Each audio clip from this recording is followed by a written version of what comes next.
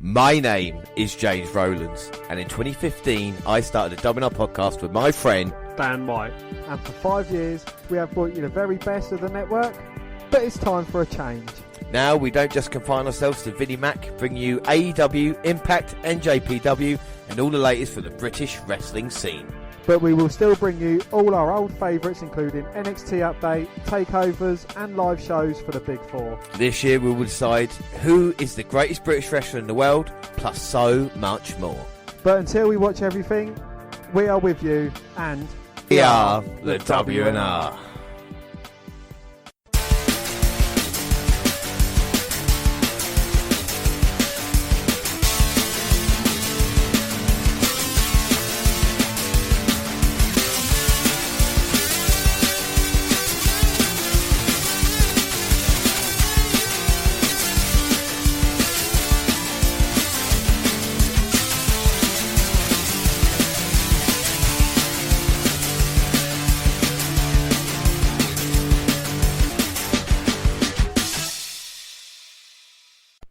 Yes, hello, as always, I'm joined by Dan White. And today it's the WNR298. It's AEW Fyter Fest and Fight of the Fallen. But if we're doing, let's start with the alternate intro. The first rule of Fyter Fest is you do not talk about Fyter Fest. Second rule of Fyter Fest is you do not talk about Fyter Fest.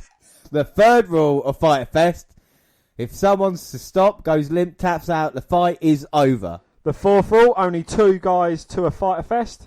The fifth Fyter Fest rule is 1 Fyter Fest fight at a time, fellas. Is that Sheamus? Sixth rule, no shirts, no shoes.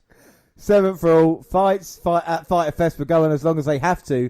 And that is the 8th and final Fyter Fest rule. Is if it's your first night at Fyter Fest, you have to fight Fyter Fest. And now the intro. After NXT hit it out the park with Great American Bash, could AEW respond with massive moments and matches at Fyter Fest and Fight of the Fallen? Let's find out, Fyter Fest Fallen. Tonight on TNT, Fyter Fest is here. Talk about bad blood. Every championship will be on the line. It's not a pay-per-view. It's free television. You cannot miss this extravaganza. It's the start of the 2-week event, AEW Fyter Fest on TNT. Watch Wednesday Night Dynamite tonight at 8. So let's begin, and of course we do predictions. And last time we visited Dan, got the pay-per-view win at Double or Nothing. Who would get the win today? Dan, you want to explain the prediction leagues for everybody?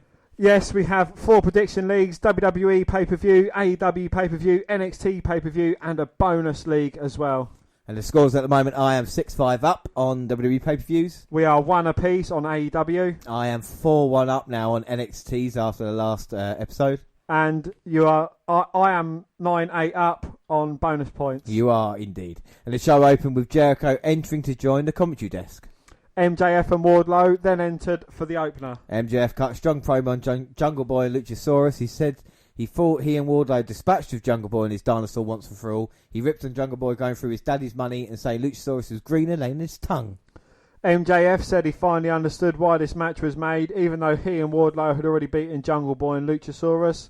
He said it's because they're in a ratings war and you can't win without MJF on the front lines. So after, like I said, an enjoyable Great American Bash, let's start AEW Fyter Fest. Then it's Jungle Boy and Luchasaurus versus MJF and Wardlow. Both teams have just got to the ring and the Jungle Boy looks like he's going to start. And my God, he comes flying out to MJF. And these two men had an absolute war at the next pay-per-view. Of course, prediction-wise in this one, I'll start off and I've gone for MJF and Wardlow. Well, James, I've actually gone for Wardlow and MJF. And what are your reasonings going for them? I think, despite what I think of MJF being a complete and utter tool and not worthy of being the heel that he's being portrayed, that they're still going to get the victory because AEW think that he is a good heel for some strange reason. I think he's not a bad heel, and I've quite liked Wardlow in recent times as well with his squash matches, and we've seen a little bit more from him than we've maybe had before. With MJF, have they waited after the Cody victory to kind of go forward with him? Is he just treading ground at the moment in AEW? Absolutely, yeah. And, mid to lower card feud is kind of proving that, as he does the Jeff Jarrett strut, or is that the Ric Flair strut? Well, I think it could be the MJF strut now, as he wants Luchasaurus in. And of course, like we said on Dynamite last week, it was Wardlow defeating Luchasaurus and MJF.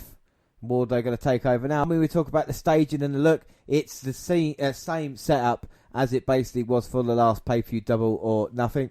And of course, set forward with the Fyter Fest around the ring as well, which kind of adds a bit to it. This was supposed to be, of course, a pay-per-view, but they put it across 2 Dynamites. And they did this long time before NXT decided to counteract with a Great American Bash. So we know right now this is kind of going up against the women's elimination match that started. I mean, if you were tuning in to either, what one would pique your attention, do you reckon, at this moment in time? Oh, most definitely I'd turn off fucking MJF. Well, we are going to have the ratings, of course, later as well. And the Twitter poll that we ask everybody, what was the better show, AEW or NXT? Now, the thing I like about AEW, watching it with Dan, is he's a little bit more critical with AEW than he is with NXT. And I think that kind of shows that's what we want to see as well. You know, AEW have been around for a year now. And they've kind of step up and put on some great shows. So it's going to be interesting to see what they can do. With Jungle Boy and Luchasaurus, I mean, I like them, but I don't know if they should be involved in a feud like this. No, you know, I don't know. It's a man dressing up as a dinosaur. What the fuck? And then someone, that Marco Stunt, he's like about 2.5 foot tall, isn't he? Yeah, Marco Stunt's not that tall, but... Marco Stunt is rhyming slang for something really rude in England. Oh, is it? Oh, I wouldn't know. Shut up, you Marco Stunt. So, MJF Ward. So you're not a fan of this match at this moment in time, Dan? I am definitely not, no. MJF, I just think he is a complete tool. What would you do to change it? Do you think there's too many tag team matches in AEW? Would you have MJF as maybe a singles run, or how would you improve it?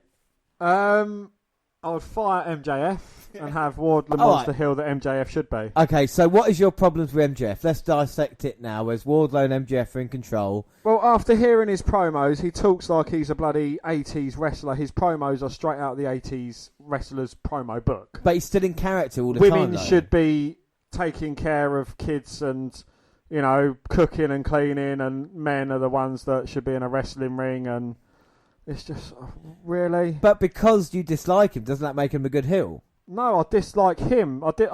Yeah, exactly, so you would boo him. I dislike him as a person, not him as a wrestling character. Well, Luchasaurus has just come in, and he's a house on fire. Backs Wardlow up to the corner. So Wardlow, though, is someone that you see as potential. It might be a big muscle guy, though. I see Wardlow as a big, as a big guy that could potentially do some damage. But I think, at this current moment in time, Jungle Boy or Luchasaurus or Marco Stunt, whichever one with the mask seems like the more dominant force out of these 4 guys in the match. Well, I would suggest the one that looked like a dinosaur would be Luchasaurus. I'm just... Well, I don't know. Dinosaurs live in the jungle, don't they? I would suggest that's probably the way it goes. As Luchasaurus now taking down Wardlow. But I think it's fun. I think it's great that, they've got something like this set up. And it's completely different. You wouldn't get this in NXT. Yeah, I know, because NXT's better than that. Well, there you go. You're going to start it now, but Luchasaurus with a choke slam. I mean, who would you rather have as a heel, Tommaso Ciampa or MJF? At this moment in time, probably MJF. Get out. No, I'm just saying it. Get out the WNR cottage. Ciampa is, I think with MJF there's a lot of potential there, and I think the fact that you don't like him actually makes it work a little bit. I don't like the person. I know, but again, it's still a dislike to him, whether he's doing it intentionally or not. It's still a reaction he's getting as opposed to a nothing. Like when you Enzo'd him, like I said, with MJF there's a negative reaction, so that means good. It's like Miz during that time. I can see a lot of MJF in the Miz when he was kind of breaking out. That kind of work, and he had to kind of prove people wrong. So where can you see MJF going? I can see MJF beating Moxley for the title. Fuck off. Are you just saying that to stir the fucking pot? I'm not at all. The only good thing about it is Jericho on commentary. Oh, Chris Jericho's always awesome on commentary. And Jungle Boy now getting a hot tag. Eliminates MJF from the Rumble, or whatever the AEW equivalent is of a Rumble. The Casino Battle Royal ladder match. And for that stupid bloody ring. What was that one? You stop? And now Jungle Boy Over the top. That was impressive there. Well, baseball slide through the middle of the ropes and then over the top. The old trivector. Look at him. Someone's actually let their son run around at ringside or something. No, that's just stunt. And now Wardlow got hold of Jungle Boy. Got around the throat. Oh, looking to choke slam him onto barricade, but Jungle Boy flipped over it, landed on his feet. Here comes Luchasaurus Rex. Over the top, taking out Wardlow. That's huge impact there. You get the fans shouting AEW as they've definitely turned this up here. MJF in all sorts of trouble. MJF getting loaded up for the kata type manoeuvre. No, 2 count, but Wardlow comes in to break it up. 2. And Wardlow now looking to even things up for his team. Like I said, unbeaten in singles action. Picks up Luchasaurus. Luchasaurus with the backslide though. Oh! He's caught in a Hurricane Rana. Wardlow with a Hurricane Rana. I never thought I'd say that. Catches Jungle Boy. Swings him up onto his shoulder. No. A reverse Rana by Jungle Boy. Whoa. And that's some good shit there, Dan. You can't say it's not. As Wardlow now get back to his feet. Turns Jungle Boy inside out with a clothesline.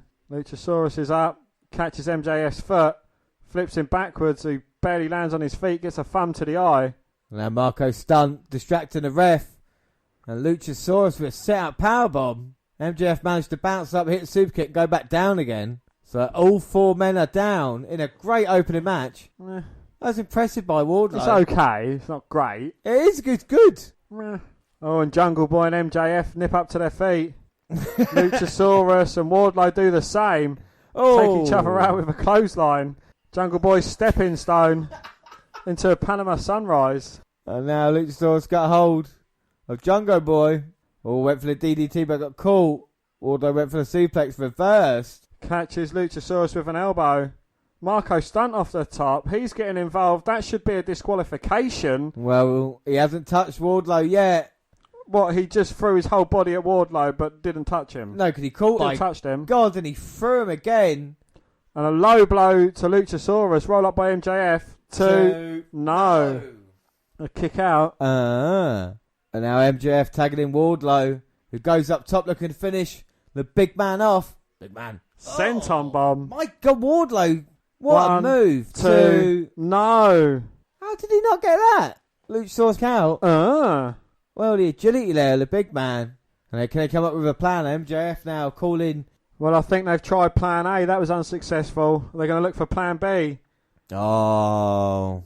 And the ring that MJF won is being set up now, and he's going to clock Luchasaurus. Oh, who ducks out the way, kicks the right hand into Wardlow's face. MJF gets pulled out by Jungle Boy. And Wardlow doesn't know where he is. Spinning heel kick. Kick to the face. Jungle Boy with a springboard DDT. And Wardlow needs to catch his breath back.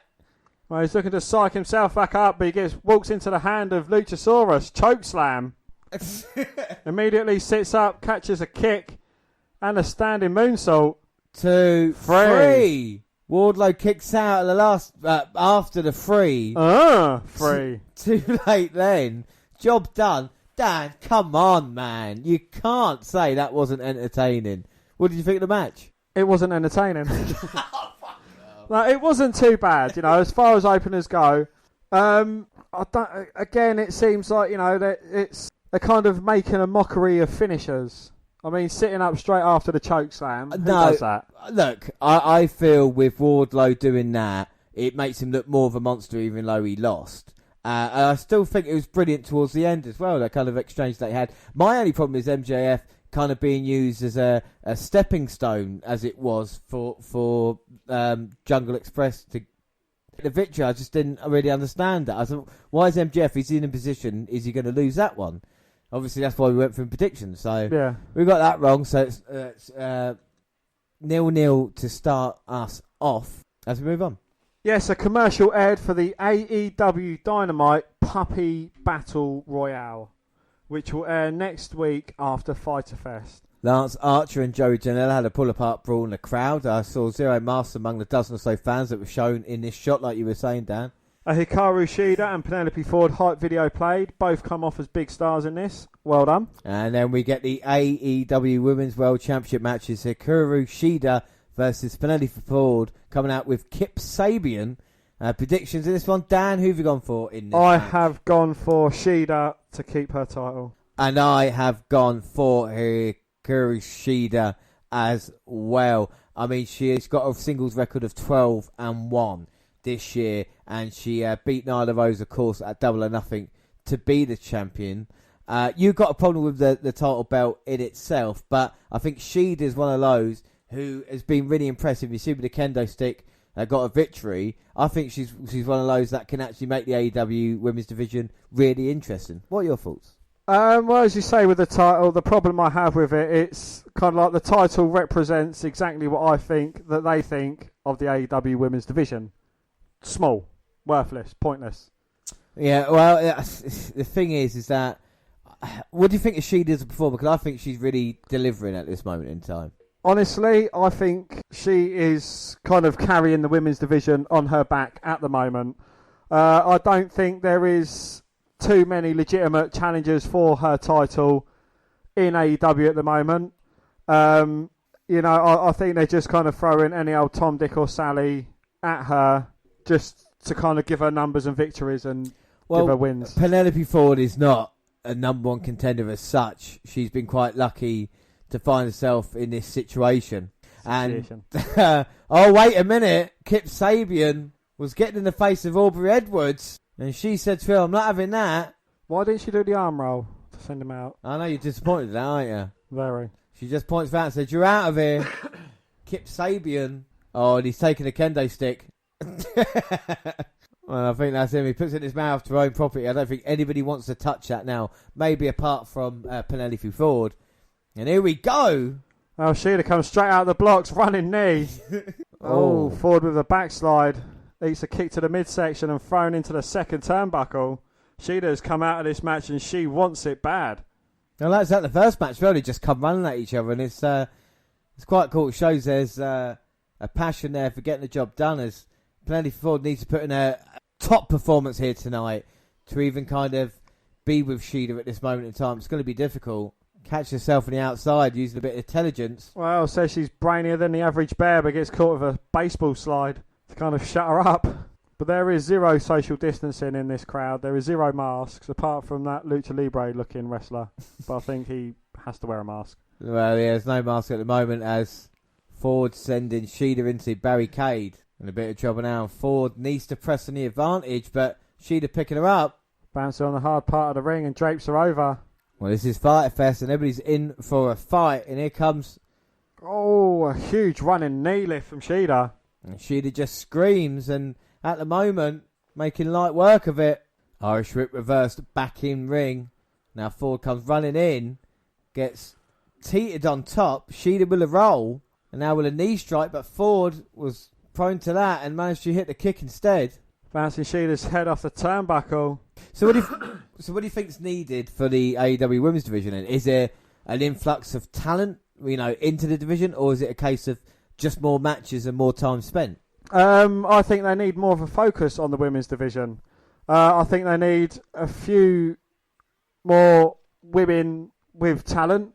I think they need something solid there as well. So if you were looking to pick, right, what women would you have to go in AEW right now and to have that kind of impact? What, from NXT, WWE? Well, you can pick from them. You can pick someone like Tessa Blanchard, or I would probably have like Tenille Dashwood because from Emma. I'd go for Jordan Grace from Impact. I think she is certainly has an abundance of talent. I'd probably go with Piper Niven. As a kind of very talented woman. I probably wouldn't touch any of the 4 horsewomen. I don't know, maybe Io Shirai, Kairi Sane, someone like that. And a few of the NXT women, I could just toss a net in and take any of them, I think. Yeah. So, this is the thing at the moment. I think AEW, there's a few women there. But again, not being used is a bit of a shame. You talk about Britt Baker had that injury. So, of course, that is a bit back as well. But, what's got to happen, though, is if they get given a bit of time, like Penelope Ford, she's got to take her chance here tonight against Shida. And at the moment, she is. She seems to be in control. But Shida, though, got slapped and responded with one back. And how will Ford able to take that? Well, she's going to give as good as she gets, and both women are exchanging slaps in the middle of the ring. But again, a company like AEW that says, oh yeah, we do things differently here, we go on rankings. I'm sure Penelope Ford hasn't got as many victories as other women have. No. This is kind of more of a, I don't know, personal rivalry or so, but it's kind of ended that way. And I don't think anybody really thinks Ford is going to come out on top here. But again, she's putting in performance. Then That was an awful handspring back up. Well, she got caught with it. But a sleeper's locked in. Ford's getting spun around and draped over the knee backwards. And Ford in all sorts of trouble as the back just getting wrenched. And Shida now releases the hold, picks her up on the shoulders. Oh my God. Huge backbreaker into a cover. 2. No. Kick out. Well, Shida can't believe it. And that was huge impact there. And now she's calling a shot, maybe looking to put Penelope Ford away. And she hits the Falcon Arrow into the cover. No, Ford reverses. 2. No. Nearly picked up a sneaky victory there. Managing to get the shoulder up at 2. 2. Shida can't believe it. Rocked back into the corner. She realises Ford's not messing around. Knee to the midsection. Shida looking to go up top. Now Shida going to come down with a drop kick. Wow, Ford kind of ducked it. Gets hit with a cutter or a stunner. Well, she did the Matrix move, hit the stunner, and then went for the cover, but only gets a 2. 2. And well done, Penelope Ford there. That was very innovative, that move. And she's checking with Edwards now, making sure. Well, I mean, maybe not the best stunner in the world, but again... Well, it was crossed between a cutter and a stunner, so I called it a scanner. Scanner. Well, she grabs the championship belt. And oh, look who's back! Kip Sabian. Looking to use that kendo stick. Shida catches it. And catches Sabian with it. And a huge shot to the noggin. Sends him outside. Ford coming back in. Handspring. Oh! Cutter. There you go. She hit that. 1, 2. No. You don't see the handspring cutter every day, and that was close. She'd have got the shoulder up, but you wonder, has she got much left in her? And did Sabian do the distraction worthwhile? I don't think what he was intending to do with the distraction kind of paid off. Well, she managed to get the offensive move and nearly got the job done, and now finds herself maybe a second away from becoming the new AEW Women's Champion. Moonsault. Oh, no. Shida moves out of the way. Oh, my God. And a shot to the back of the head from Shida. One to the side of the head. And now pick it up. We saw it earlier. Didn't get the job done. Will it do it now? Falcon Arrow connects. 1, 2. No. No. Kick out. And Shida just seems so angry rather than frustration. And fair play, Penelope Ford. Oh, my God. Shining Wizard. 1, 2, 3. And the Shining Wizard finally gets the job done for Shida. Well, she folded her up in the end, and Kip Sabian couldn't save Penelope Ford there. But for a match, do you know what? I enjoyed it. And I thought Penelope Ford, someone I wasn't really going to give much credit to, actually delivered in this one. And I think credit to her. I think a couple of moves really stood out. And it took a lot for Shida, who was a dominant women's champion, to put away. And I think that looked good. Dan? Yeah, it wasn't a terrible match. You know, this is how the women's division could be if given a lot more light, given a lot more predominance to it as well. So anyway, it doesn't matter. We both get a point, and it is 1-1 for AEW at the moment. Chris Jericho called this the best match of Ford's career, and he was right. Both women were awesome here. Taz broke down John Moxley's double arm DDT in a video package. And our next match is a TNT Championship match, and it's Cody with Arn Anderson versus Jake Hager with Catalina Hager, his wife. So predictions in this one, I have gone for, and still TNT Champion Cody Rhodes is coming out here with a new T-shirt. Well, a new shirt that has an old school Great American Bash theme to it. Yeah, little shot. I mean, that's fair enough, isn't it? You'll see the fireworks. Dan, who have you gone for in this one? I have gone for, and still holding on that really fucking title, Cody Rhodes. It's not a nice looking championship. There's no doubt about it. But still, Cody has been, I think, the best thing to come out of AEW since it has begun. I think he's been consistent. I think all his matches have been great. I think his responses are so positive as well. This man can kind of do no wrong in AEW. What are your thoughts on Cody Rhodes and the man? You know, if you don't make yourself a company and give yourself a title, then you're going wrong somewhere, I believe. But, you know, he has had some very good matches. You know, you can't deny that. He's not put himself into the main spotlight. I think he can come across as a bit chummy. Hang on, I'm going to take you to point for a thing you said. This is a man who was Ring of Honor champion when he went there. He didn't own that company. That's a man, if he was in Impact, would you say Cody Rhodes would be Impact World Champion? Yes, he would be. If he was in Japan and he was feud, would he be champion? He probably would be. That's a guy, Cody, any promotion he would go to. Just because AEW is saying that he's a part of, doesn't mean that Cody Rhodes doesn't deserve title opportunities and championships. I mean, that would be crazy to... In the first year. In the first year? Come on, look, if you want to build a company, you've kind of already established yourself. You don't need to build up yourself because it is your company. The idea is to build up different wrestlers. I mean, why don't you just have a match against an ex-WWE wrestler? Oh, he is. Oh, you're such a negative... Why don't you just have a feud against an ex-WWE wrestler? Oh, you have. I think he's gone against every single ex-WWE wrestler that has been produced. Are you talking Cody or Moxley? Because I think the same goes for both of them, really. You're going to get so much shit from the AEW people. That's why you've been avoiding Twitter. I know you have. And this is what you're going to get for this. I mean, Cody has been fantastic. Jake Hager, they've done more with Jake Hager in a year or 6 months than WWE ever did with Jack Swagger. Jack Swagger was We the People, and that was it. A world title run that never happened properly. I mean, come on, you've got to admit Jake Hager has been used better now than he was in WWE.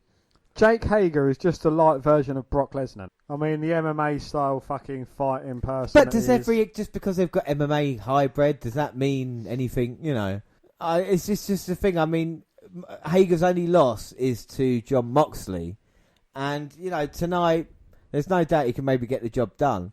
So you're saying AEW are relying too much on ex-WWE guys, but everybody's an ex-WWE guy nearly now. WWE signed fucking everybody up, didn't they? Well, not particularly. I mean, you know, you can't repackage a fucking shoe and call it a diamond ring, can you? Revival. Oh, they're ex-WWE. So they don't get a fair crack at the whip. They do. They deserve it, yeah, because they kind of... So what's the difference between a Revival and a Jake Hager? Because the Revival were good and successful. Jake Hager... wasn't. So because he wasn't successful, he can't be used and be made into success. Well, no, he wasn't good. Yeah, but they might be, his style. Hager's been entertaining me for the past few months now. We said this on the Stampede.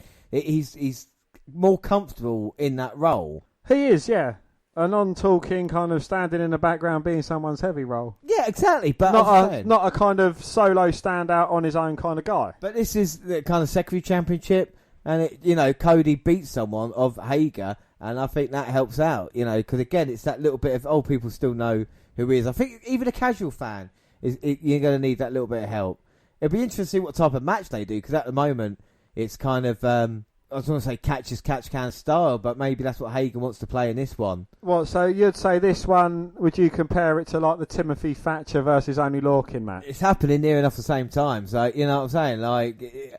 The thing is Hager's going ground base on it, so it'll be interesting to see. I think Cody just wants to show what he can do. I think we've seen him do hardcore before and funny, and maybe now he just wants to be a serious wrestler, and this open challenge is a case of him to say, right, anybody from the outside who wants their moment. I don't think there's anything wrong with it.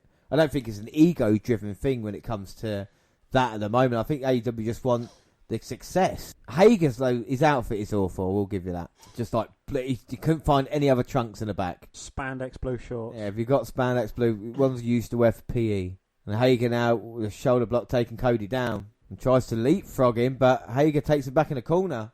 Now working the midsection. So do you think if anyone can get a good match out of Jake Hager, it would be Cody? I think Cody's one of the few that could. It's a bit late. Now Hager backing Cody up in the corner. So if you think anyone could get a good match out of Jake Hager, do you reckon it's Cody Rhodes? He's got the possibilities and the talent to do that. I think so. I think there's a select few, and like I said, it's going to be interesting to see. I think with Cody, this is probably the best position for him at the moment because he's helping out guys as well. Like I said, he's giving great matches at this moment as they both men try to exchange the ankle up. So could one class Cody Rhodes as the John Cena of the company? I mean, he's got a mid-card title. Let's just go for argument's sake the US title, and he's got himself a little open challenge going on there. If you want to, I still think it's a good idea for an open challenge. Just because WWE did it recently doesn't mean that AEW can't. I'm not saying it's because they can't, but it's like, again, with a company that wants to do things their own way. Yeah, but then again, they set this event up, and then NXT say, "Oh, actually, we're going to bring back the Great American Bash and do that kind of shit." So, all fair. Do you know what I mean? All is fair and nothing more. I'm not saying it ain't. If Cody wants to go out there and do this, I mean, like you said, he controls the company apparently. So if he wants to be in a World Championship match tomorrow, then he could be. So I think at the moment in time, I think it's a matter of ego and where they actually want to be. And do you want a true alternative to WWE, and then you can work together to actually build something against it, as opposed to fighting from the inside? Not everybody is Hulk Hogan. So I think with Cody, maybe there might be a bit of, look what Dusty Rhodes did. He's been remembered now for creating all this other stuff on the WWE, much like his father was. And maybe that's a legacy he wants to leave as a Rhodes, even though he doesn't own the fucking name, because WWE do, because they're bastards. So you see what I'm saying? There's certain ways to look at things. Cody is fighting without his name because of what WWE are doing. And I think he's putting a performance up. Yeah, but he was happy to sign the contract saying that WWE owned the rights to that name. Was he or was he not?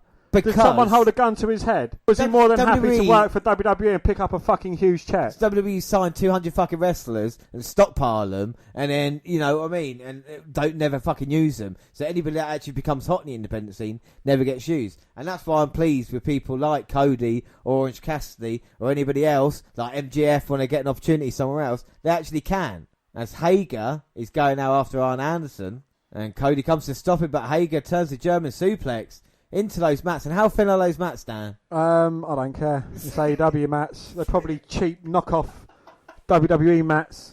No. Dan, seriously, the AEW guys are literally coming for us. I don't. All the Stan accounts. We are going to be in serious trouble. Advert, by the way, as we go. Adverts. Yeah, you say mats. How thin are those mats?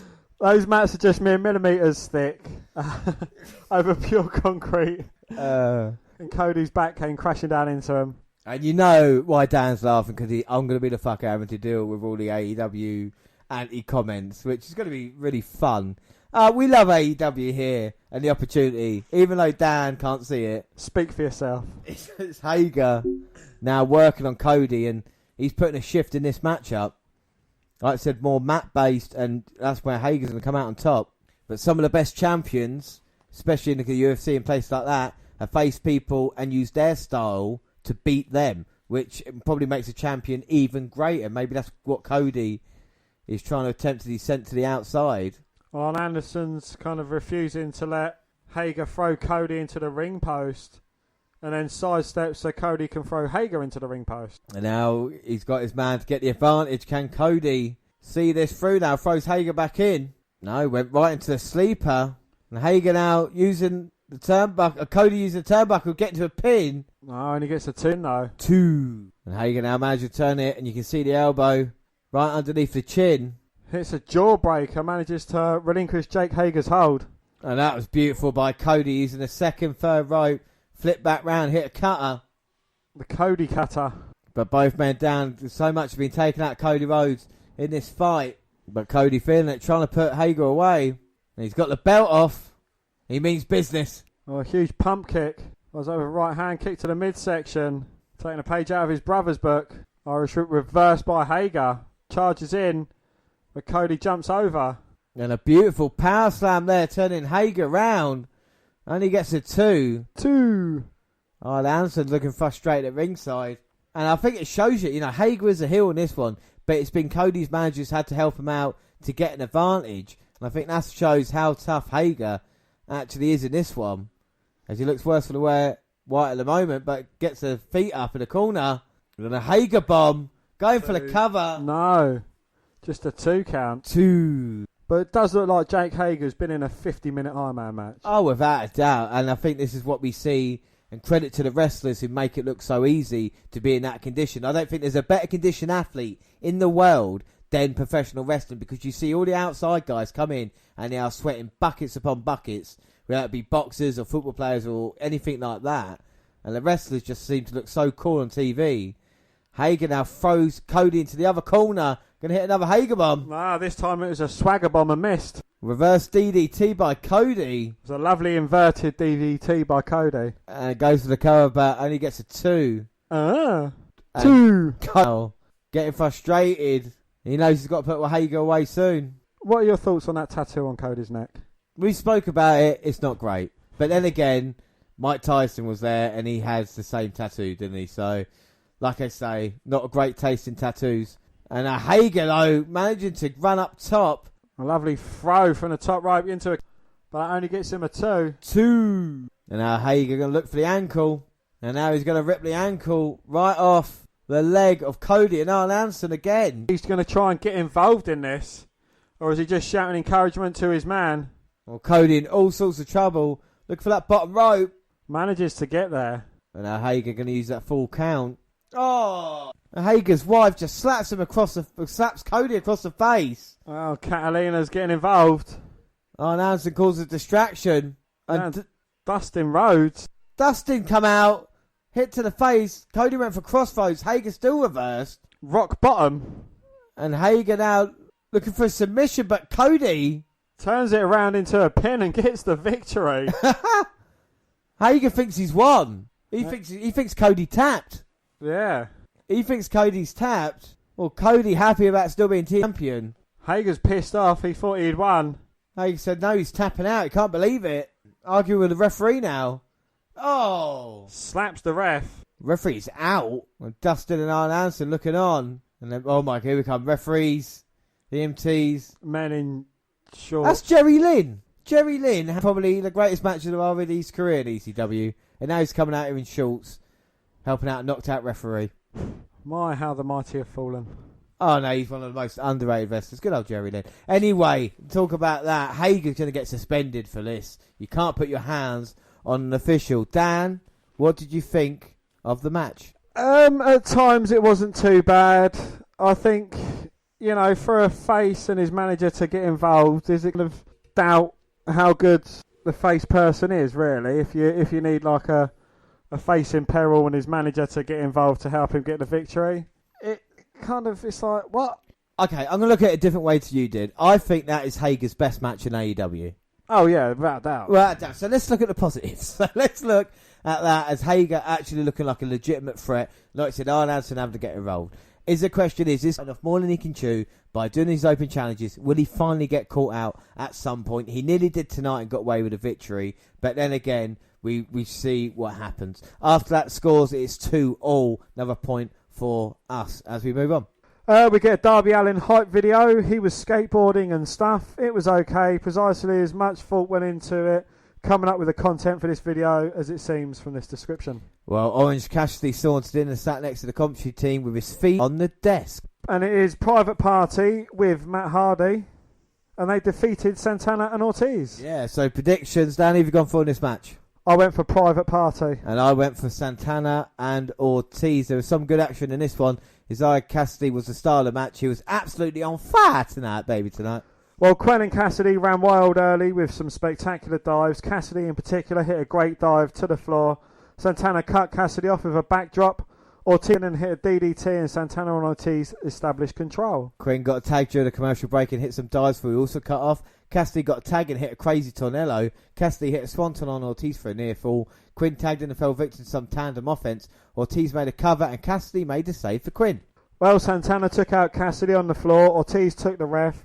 Santana tried to use a mad bull on Quen, but Hardy jumped on the apron and took it away. Well, Santana and Ortiz went for the street sweeper. Quen pulled Santana's headband over his and blocked the move. Private Party hit the gin and juice on Santana, and Quinn picked up the pin. Ortiz was just seconds late on making the save. So, Dan, you go 3-2 up. You get a point on the predictions. It's the first time I've been ahead of you for a little while. Yes, yeah. Jericho and Cassidy had a pull apart. I wouldn't even have done this angle here. As far as generating interest in their match, nothing was going to top the angle that closed last week's show. They should have just ripped for him. Jericho left the commentary desk for the rest of the show. And he announced, previewed next week's show. Yes, Private Party versus the winners of the tag title match tonight was added to the show. And John Moxley versus Brian Cage for the AEW title was moved to 2 weeks from tonight, which will apparently be Fight of the Fallen, which we will bring you on this podcast. Taz and Cage entered for a promo. Taz said he's not that upset that the match was moved back a week. Well, Taz said Moxley didn't want to come to Fyter Fest out of fear for the health of the staff and crew. Taz said that sounds good, but he knows Moxley has been tested time and again at home and has tested negative. He said the only thing Moxley's positive for is his chicken shits.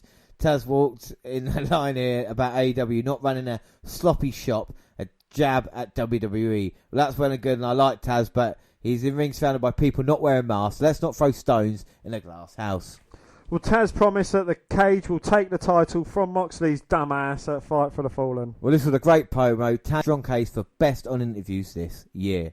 Well, Best Friends arrived for the main event and in a nondescript vehicle. Trent's mum was driving. She was later shown in the crowd during the match. Well, AEW World Tag Team Championship match. Kenny Omega and Hangman Page defeated Best Friends to retain the titles. I went for Omega and Page in this one, Dan. Yeah, I too went Omega and Page. Omega and Taylor started off. They had a very basic exchange before tagging out. Trent and Omega had a back and forth. Taylor and Trent double up on Page and got the full advantage of the match. Well, Page made his own comeback. Page and Omega then went 2-on-1 against Trent. Omega hit a Karato Crusher. Page hit a standing shooting star press for a near fall. Omega and Page remained in control for a commercial break. Well, FTR came out to the stage with chairs and beers to watch the action. Taylor got a tag and made a comeback. He suplexed Omega into Page on the floor against Barricade. Page and Trent got tags as the back and forth nature of the match continued. Page hit some Lager tagged in and hit a missile dropkick and a fisherman buster on Trent. Well, Omega went for you can't escape, but Trent got his knees up and blocked. Taylor tagged in and hit a spike pile driver on Omega. Page broke up the pin attempt. Omega hit a snapdragon suplexes on both Taylor and Trent. Then Page hit a rolling elbow on Taylor and powerbomb on Trent. Omega hit Trent with a V-trigger and Page covered for a 2 count. Page and Omega went for last call. Trent dodged and Trent and Taylor hit the strong zero on Page. Omega broke up the pin. Omega tried a one-winged angel on Taylor. Taylor blocked and hit a Michinoku driver. Best Friends digged their hug spot. Page hit a pump kick and knocked Taylor out of the ring. Trent and Page traded strikes. Trent then blocked a sunset flip and sat down in a cradle for a 2 count. Page hit a dead eye on Trent for a near fall. Page hit the buckshot lariat on Trent for the pin. This was a very good main event. And it means we both get a point. And it is 4-3 to Dan. And then FTR came to the ring after the match and offered them to Page and Omega. Page and Omega both accepted the beers. Page drank his. Omega doesn't drink, so he poured his out. Will and Harwood were upset that Omega poured out their beer and confronted him. The Young Bucks ran in to separate FTR, Page and Omega. Well, what a weird finish to the show. FTR versus Omega and Page is a fine direction to tease, but there's another show next week with a tag title match on it. Shouldn't Private Party have been the team confronted Omega and Page tonight? Weird, but this was overall a very good show. Yeah, not a bad first night, but let's get straight into the second. It's the epic conclusion of Fyter Fest. We're challenging you to an 8-man tag. Private Party will get their shot at the Tag Team Championship. I'm Chris Jericho, man. The Orange Cassidy phenomenon is over. AEW Fyter Fest on TNT. Watch Wednesday Night Dynamite tonight at 8. Well, Excalibur, Tony Schiavone and Jim Ross were the broadcast team for tonight's event. Tonight's show opened with Private Party, the team of Mark Quinn and Isaiah Cassidy, accompanied by Matt Hardy, challenging AEW World Tag Team Champs Kenny Omega and Hangman Page with the titles at stake. Prediction-wise, Dan, who have you gone for in this match? I have gone for Page and Omega. And I have gone for Omega and Page as. So here we go off night 2 with the action, like we say, the tag team titles on the line. Of course, we're going to get onto it as well because Dan might be a couple of hailers about Omega and Page. I mean, what are your thoughts on Kenny Omega? I mean, we're going to get into that at a Private Party in the tag team division of AEW.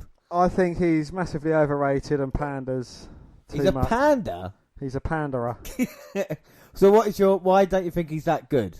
I don't know. I just think he's too big for his britches. Well, I mean, Omega is Meltzer's favourite, and Omega has had some great matches, there's no doubt about that. But in AEW, again, bit of old tag team division. Is that the right thing? What are your thoughts on tag teams? Well, it's just a way of keeping Omega relevant without pushing him into the spotlight just yet, isn't it, really? I know, obviously, they're going to pull the V trigger on him sooner or later. See what you did there, very nice. But I think the tag team division AEW is the best, which is why it's a bit confusing why Page and Hangman, who have been together, Page and Omega have been together, maybe we thought the split was going to come a little bit sooner than anything else. But, you know, like I said, the amount of people like Lucha Bros, who are in action later, the Young Bucks, of course, there's a plethora of talent in the tag team, and that's where AEW is really strong. And like I said, more tag team matches than NXT by a country mile. What are your thoughts on Private Party, what we've seen on them, Mark Quinn, Isaiah Cassidy? They seem like a couple of hugely talented guys. We haven't seen a whole lot from them, but, what we have seen, I've quite enjoyed what they deliver, what they bring. Mark Quinn in a lot of trouble now between Page and Omega. Well, my God, Page there with a fisherman suplex on Mark Quinn, and he had him in serious trouble. And Omega and Page have become a great tag team. There's no doubt about it. We talk about tag team division AEW. I think we're seeing it here as well with Omega and Page working well as a tag team and keeping Mark Quinn in all sorts of trouble. There's definitely a confidence to him. Adam Page is a guy who I think is... When I first saw him, I didn't like him. And I've started to grow into him a little bit because he had that kind of unsteady character, but now it seems that that's kind of gone away a little bit now, and he's become a little bit more sensible. Did they drop the ball a little bit with Adam Page at that time?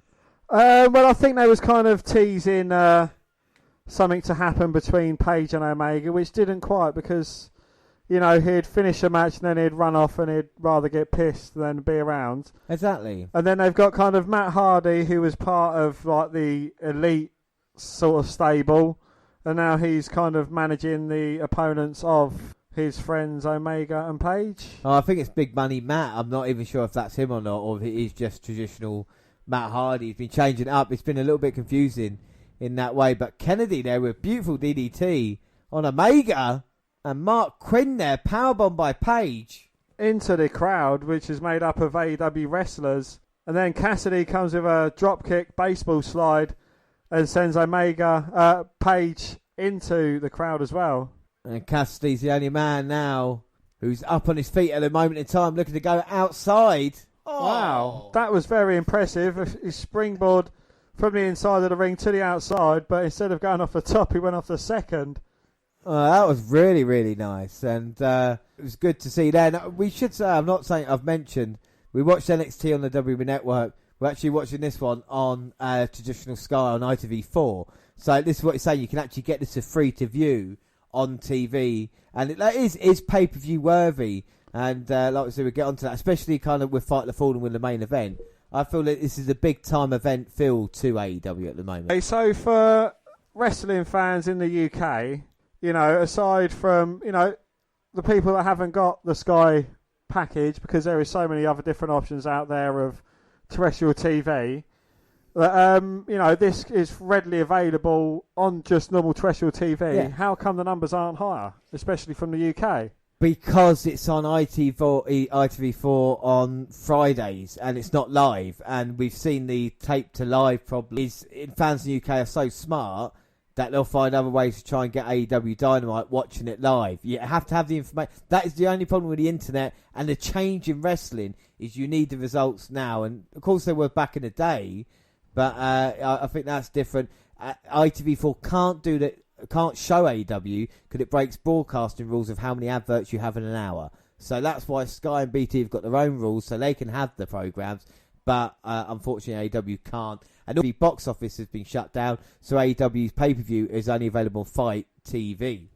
Speaking of Fight TV, that's where we've ordered Slammiversary. We're going to watch that next week on our WNR double feature. But back to the action, and it's Page and Kennedy and Cassidy. Omega and Cassidy. I got them both wrong, so they're fighting now. It's Mark Quinn, is it? So Cassidy and... So who the fuck's Kennedy? Cassidy and Omega in there. Well, at least I'm watching it. You hate AEW. I don't know why the fuck you're participating in it. Just because I've got the back of my chair to the TV screen doesn't mean to say I'm not thinking about it. And Omega done something and then he pandered to the fans. And the thing is about this is that it's the strength of AEW's tag team division as we've seen it here. It's a fantastic match with Private Party trying to sneak a victory. I mean, this would be a huge upset as well. It would be, yeah, especially for Dave Meltzer, he'd be crying. But do you think Big Money Matt or Matt Hardy or Woken Matt or Extreme Matt or whatever other Matt, do you think he's going to be a huge influence on Private Party? Do you think he's going to bring him back down to earth, assist them? Because, you know, Matt Hardy is a tag team legend without a doubt. Yeah, and I think he can help anybody, but whether they want to use that as a manager or wait for a major program. And now Omega trying to fight off both members of Private Party, and Cassidy with a kick, sending them into Quinn in the corner. So Omega got Cassidy up on his shoulders now, rolling senton into a monkey flip and spins Quinn all the way over onto Cassidy. Tags in Paige as well. And Paige now picking up Quinn and powerbombing on Cassidy, going for the cover, but no. Just a 2 count. 2. I'm surprised you've not said the referees let the people in the ring for too long. I mean, you know. I just thought I'd wait for you to say it. Well, I didn't. Then. I enjoy tag team wrestling. It's what AEW do better than anybody in the world. And Paige and Quinn trade, and now, looking for the Gorilla Press. Quinn lands on his feet. Pump kick into a huge right hand. Both Omega and Paige was knocked down. Cassidy springboard off the second turnbuckle, takes down Omega. Lands on his feet, that's impressive as well. Mark Quinn looking to go up top, being cheered on by Matt. Well, his shooting star is something to behold, but this time he goes for the 450. Paige moves out of the way. Kick to the chest. We're going to see it from Paige, look for the buckshot. Well, he looked to flip over, but Cassidy blocked him. Face first into the staging area. You talk about a downward spiral. Now both men in trouble, but Paige gets thrown back in. Now it's time for Quinn to go up and finish it. Shooting star, beautiful. Straight on the button. 1, 2. No! Omega in at the last possible second to break it up. Literal. Shouting at Paige as well, saying, come on, get the tag to me. Jesus. But Omega gets dispatched to the outside, lands on his feet though. And look at it, see a replay. I don't know who gets more hang time. He seems to just stay there. Shot V trigger. And Cassidy 1, 2, 3 is out, and still your AEW tag team champions, Paige and Omega. I mean, for a match, what a great tag team match. Like I say, no one does tag team wrestling as good as AEW, and it shows you right there. Paige and Omega have been working together for, a few months now. And Private Party, the stuff they do, man, like, they make it look so easy, Indeed, yes. I was a lot more impressed by what Private Party brought to the party than the team of Paige and Omega. I think, these two guys have got a huge future ahead of them, and they are both still very young as well. Without a doubt, and it's going to be a pleasure to see these guys grow. But yeah, at the moment, Paige and Omega are still your tag team champions, and it means the scores, Dan, we both get another point. It's 5-4, so looking at it wrong. All right, next match is Murder Hawk, Monster Lance Archer versus Jake the Snake Roberts. With Jake the Snake Roberts versus the bad boy, Joey Janela. Prediction-wise, I went for Archer, Dan. I'm going to go with Archer as well in probably less than about 5 minutes. Yeah, Archer came out to the ring carrying a battered and dazed Sonny Kiss on his shoulders. He threw Sonny Kiss in the ring at Joey Janela, wiping Janela out. Jake Roberts stood by laughing deviously, a large canvas bag slung over his shoulder.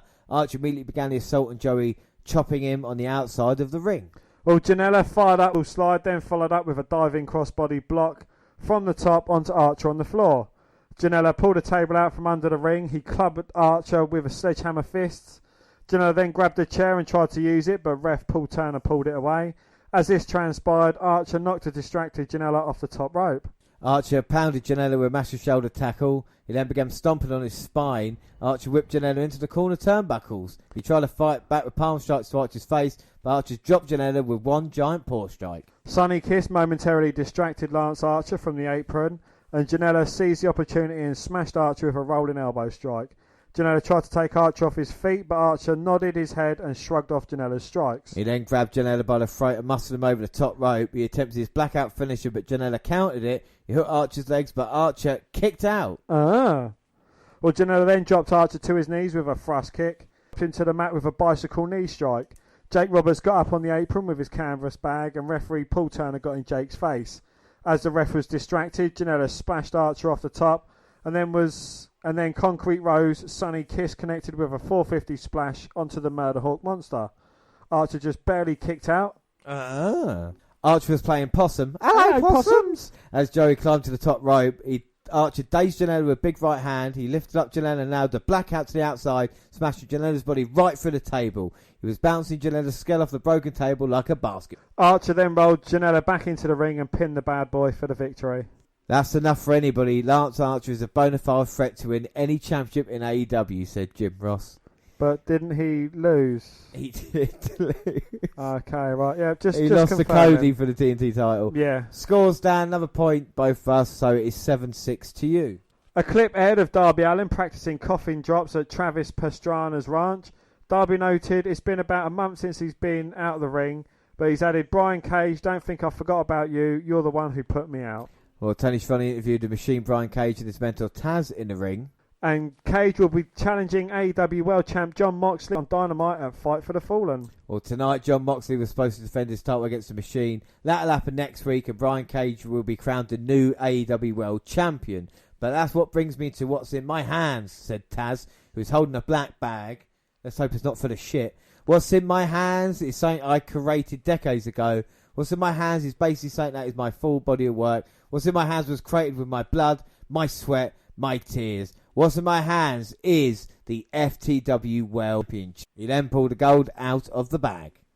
This is a championship that no promotion has ever recognised, but wrestling fans worldwide, they recognise the respect for the man who holds this championship.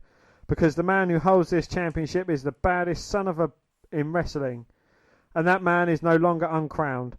And that man is no longer going to go to Fight for the Fallen without a championship, because that man is the Machine Brian Cage, says Taz, and did the belt to Cage. Well, Brian Cage held the FTW Championship high above his head for everyone to see. You're looking at some renegade shit right here. That's what is right here. Hey, Mox, your ass is done. Who's better than the Machine, said Taz. Up next was an 8-man tag team match with the Butcher and the Blade and the Lucha Brothers, Pentagon Jr. and Ray Phoenix versus the Young Bucks, Matt and Nick, and FTR, Cash Wheeler and Dax Hardwood.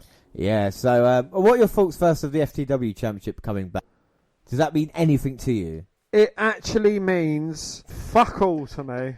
What is the FTW Championship? It's the championship introduced to the ECW where Taz couldn't be, there was something going on where Shane Douglas was the champion. He never got a title shot, so he created an FTW title and said, I'm basically the world. And it was only held by him and Sabu, and that was an ECW. So it's been quite a long time since then. And it's basically saying, this is what I rightfully deserve. But it's not a World Heavyweight Championship. It's just a statement. But I think for Taz to give it to Cage, maybe, but I think it's a bit too soon for that. Anyway, predictions for the 8-man tag team matchup. Dan, who have you gone for? I have gone for FT Bucks. I have gone for, yes, FTR and the Young Bucks. And isn't it great to see them on the same team, Dan, after everything that's been said about these two over the years, finally sharing a ring together?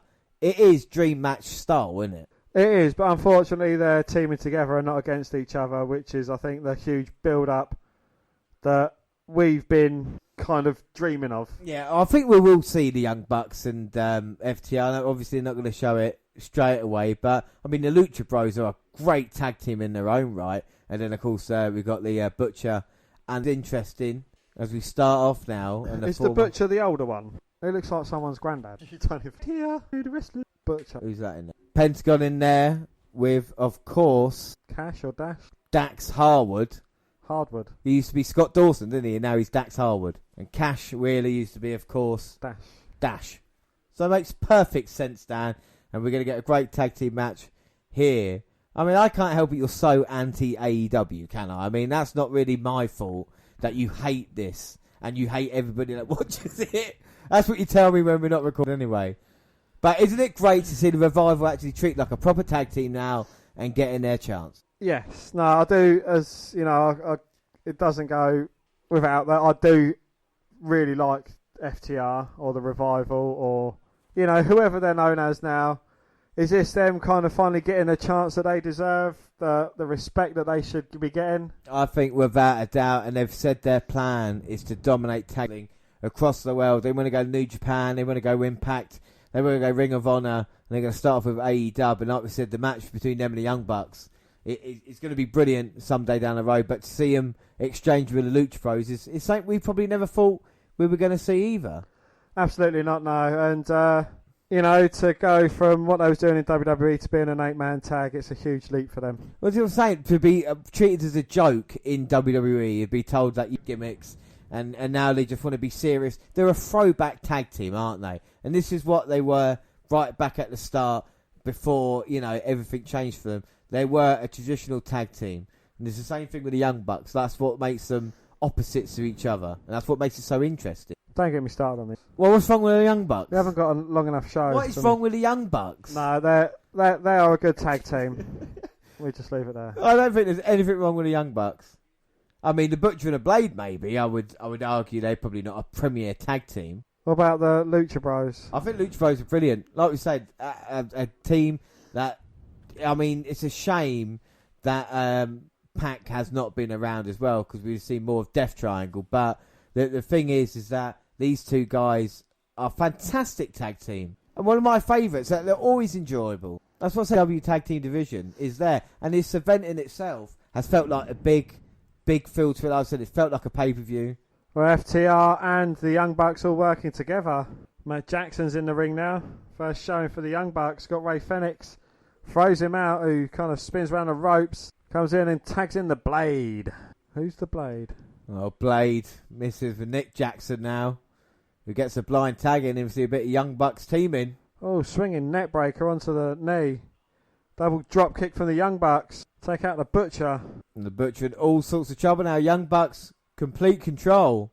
Is this going to be a bit of a one-upsmanship? Because obviously we know the fight between FTR and the Young Bucks. You think this is going to be like, look what I can do? I think without a doubt. I think, like I said, it is going to be a dick measuring competition between these two teams. I think it's as simple as that. They want to be the best tag team in the world, and where AEW, like we say, this is a chance to prove it, and to get victories, it's going to be such, it's huge right now. You can see it building slowly. So do you see this as more of a pissing contest between the Young Bucks and FTR than an actual match against Lucha Bros and the Blade and the Butcher? Yeah, I see that. I feel they are, especially the Butcher and the Blade, underestimating them, as Lucha Bros now trying to work with Butcher and the Blade. And I think the referee's lost complete control of who's the legal guy. There we go, and that's why the action can break down in an 8-man tag team match. That is one thick, bushy moustache. It's a good moustache, isn't it? You don't see that many great moustaches. Well, that's not a great moustache. That is a great moustache. Nah. Yes, it is. He's got more... It's too unkempt. It doesn't look anything like Frost Kemp. What are you talking about? I mean, I like it. There we go. Action in ring. And that is beautiful there. Oh, jumping up from the second to the top. Oh, Hurricane Rana from the top into cover. 2. No. Kick out. Oh, Dax Wheeler got the tag in. Super kick into a... Fucking hell, it's broken down now. Yeah, super kick by Nick Jackson, and then Lucha Bros and the Butcher and the Blade come in. Start clearing house. And we go to an ad break. Well, Dax and Blade are in there at the moment. Huge back body drop. I think it's the other way around. Cash Wheeler tags out to Jackson. And now Lucha Bros in there with Matt Jackson. Both get double clothesline down. Butcher and the Blade get kicked out of action. Salida del Sol. Matt Jackson just wiping everybody out. He's going to go up top now. Al chooses to go to the outside to take out the Butcher and the Blade. And looking to go up top for the second time. And oh my God, beautiful elbow off the top there. Phoenix, but couldn't get the job done. Managed to get the shoulder up at 2. 2. And the Young Bucks now. And like I said, they don't want to tag in the FTR, do they? Because they don't want to show maybe a sign of weakness that they can't get the job done. And a brilliant, just catching himself on the ropes there, Phoenix. I can see like a young Rey Mysterio there with just the ease he managed to move around. Absolutely. He's in, didn't see the blind tag. Well, managed to take out Dax with an elbow. Dax back in now with a DDT. A huge snap DDT. Well, just as it looked like there was going to be some union between the Revival or FTR and the Young Bucks, the Butcher comes in, but they get caught with dual stereo kicks. Oh, yeah. Super kicks. They're teaming up now. Hitting the super kick on the Butcher. Phoenix, so impressive. Diving over the top, taking both men out. Shatter Machine. Well, Wheeler and Nick Jackson hit the Shatter Machine, and now they've got the Blade in trouble. We've seen this before, Spike Piledriver. No, Butcher's up to help. Oh, DDT'd on the apron, and now we're going to see the Young Bucks. Oh, well, the Young Bucks and the FTR managed to hit the move together. Yep, Nick Jackson springing off the top. 1, 2, no. Well, Harwood had the cover, but was pulled out by Phoenix. He gets sent into a ring post, and they're sent over barricade. Well, we thought this would break down, but this is getting ridiculous now as Harwood tagging in Matt Jackson. He's tagging in Wheeler. He's tagging in Nick. All 4 men are apparently legal at the moment. And what is this all about? Talk about a dream team. Superplex, followed by a splash, followed by a senton bomb. Into the cover. 1, 2. No, it gets broken up. My God, how did Phoenix manage to break that up? He's been the MVP of this match. And this could be over now. Well, Pentagon in there with Matt Jackson. Both men just trading at the moment. See, with this, it seems like they're just waiting for their opponent to hit them. Oh, wait a minute. They're going to set them up for the Meltzer. Oh, Phoenix just walking the rope with ease. Taking out Nick. Pentagon going to go fly. Runs into a forearm. Hits a step up Inseguri. Gets one back. Phoenix with a save. Oh! Sunset flip powerbomb over the top rope. Jesus Christ. Oh, come on. We have not seen a move like that. To the outside. Fucking hell. It's like Canadian Destroyer. Oh, my word. How did they not break their necks there? That was incredible. And now Nick. Oh, no. Super kicks. Unfortunately, Dax. Well, they've been working so well as a team. But now they're caught. The upbeat drive. 1, 2, 3. Oh, my God. And Lucha Bros, the Butcher and the Blade beat FTR and the Young Bucks due to a bit of miscommunication. Dan, what are your thoughts on that match? Absolutely. Well, this whole match, it was centred around FTR and the Young Bucks. Kind of, will they, won't they? Will they team up to hit moves, won't they? It was just about them 2 teams, which is kind of a discredit because the Lucha Bros, absolutely hugely talented team. I think they had a couple of little spots in there. Butcher and the Blade, not a fan of whatsoever. I think Phoenix and Pentagon stole the show there. Like I said, it was meant to be about the FTR and the Young Bucks, and I ended up thinking about these. The way Phoenix can just walk across those ropes and maneuver himself with such ease is incredible.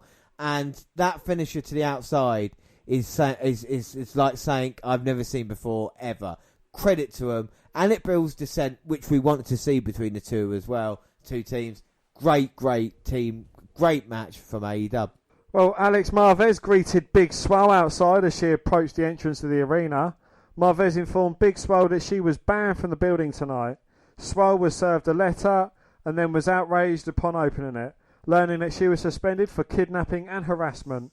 She stormed off and said she knew Dr. Britt Baker was behind this. Well, the native beast Nyla Rose was up next in a 2-on-1 match against Kenzie Page and Kylie King. Well, it's AEW Women's Champ Hikaru Shida and Penelope Ford were both staring closely at the number 1 ranked Nyla Rose.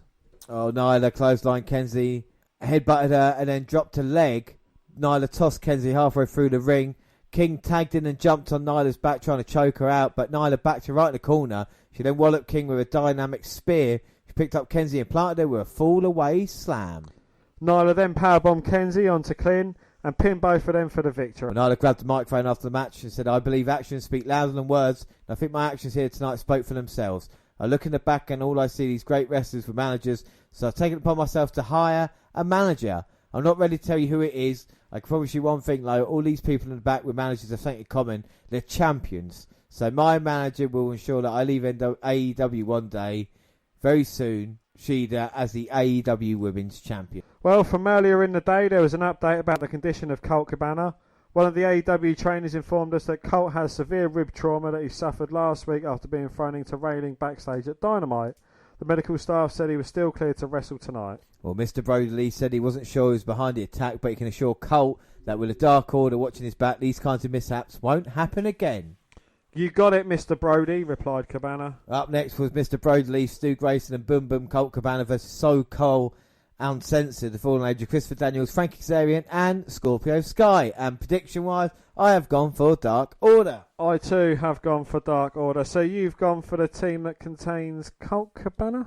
Colt tried to talk to SCU before the bell rang, but Mr. Brody led Colt back to the Dark Order's corner. Daniels took Grayson down with an arm drag. Grayson then quickly gained the advantage as he hit a shoulder block and dropkick on Daniels. Kazarian got the tag and stomped on Grayson and then hit him with a released German suplex. Well, Colt was tagged in and was met with a knee with Scorpio Sky. He was a tremendous amount of pain because of his injured midsection and was hunched over near the turnbuckle. And when he had his back turned, Mr. Brody Lee suplexed Sky. It's amazing how he can change a match that quickly, said Schiavone about Mr. Brody Lee. Well, Mr. Brody hit Sky with a big lifting uppercut. He followed up with a slingshot with Sky's throat, meeting the bottom rope. Scorpio Sky has endured a lot of damage at the hands of Dark Order and Colt Cabana. Well, sometimes Colt looks out of place with Dark Order and sometimes he looks comfortable, said Jim Ross. Colt was tagged in and Mr. Brody ordered him to punch Scorpio Sky's midsection repeatedly and Colt followed the commands. Frankie Kazarian was tagged in and started lighting up Mr. Brody with fists and then a DDT. He got the tag, but Mr. Brody destroyed both of them with big kicks. He rallied back and used the best moonsault ever on Grayson, but Colt ran in to break up the count and save him.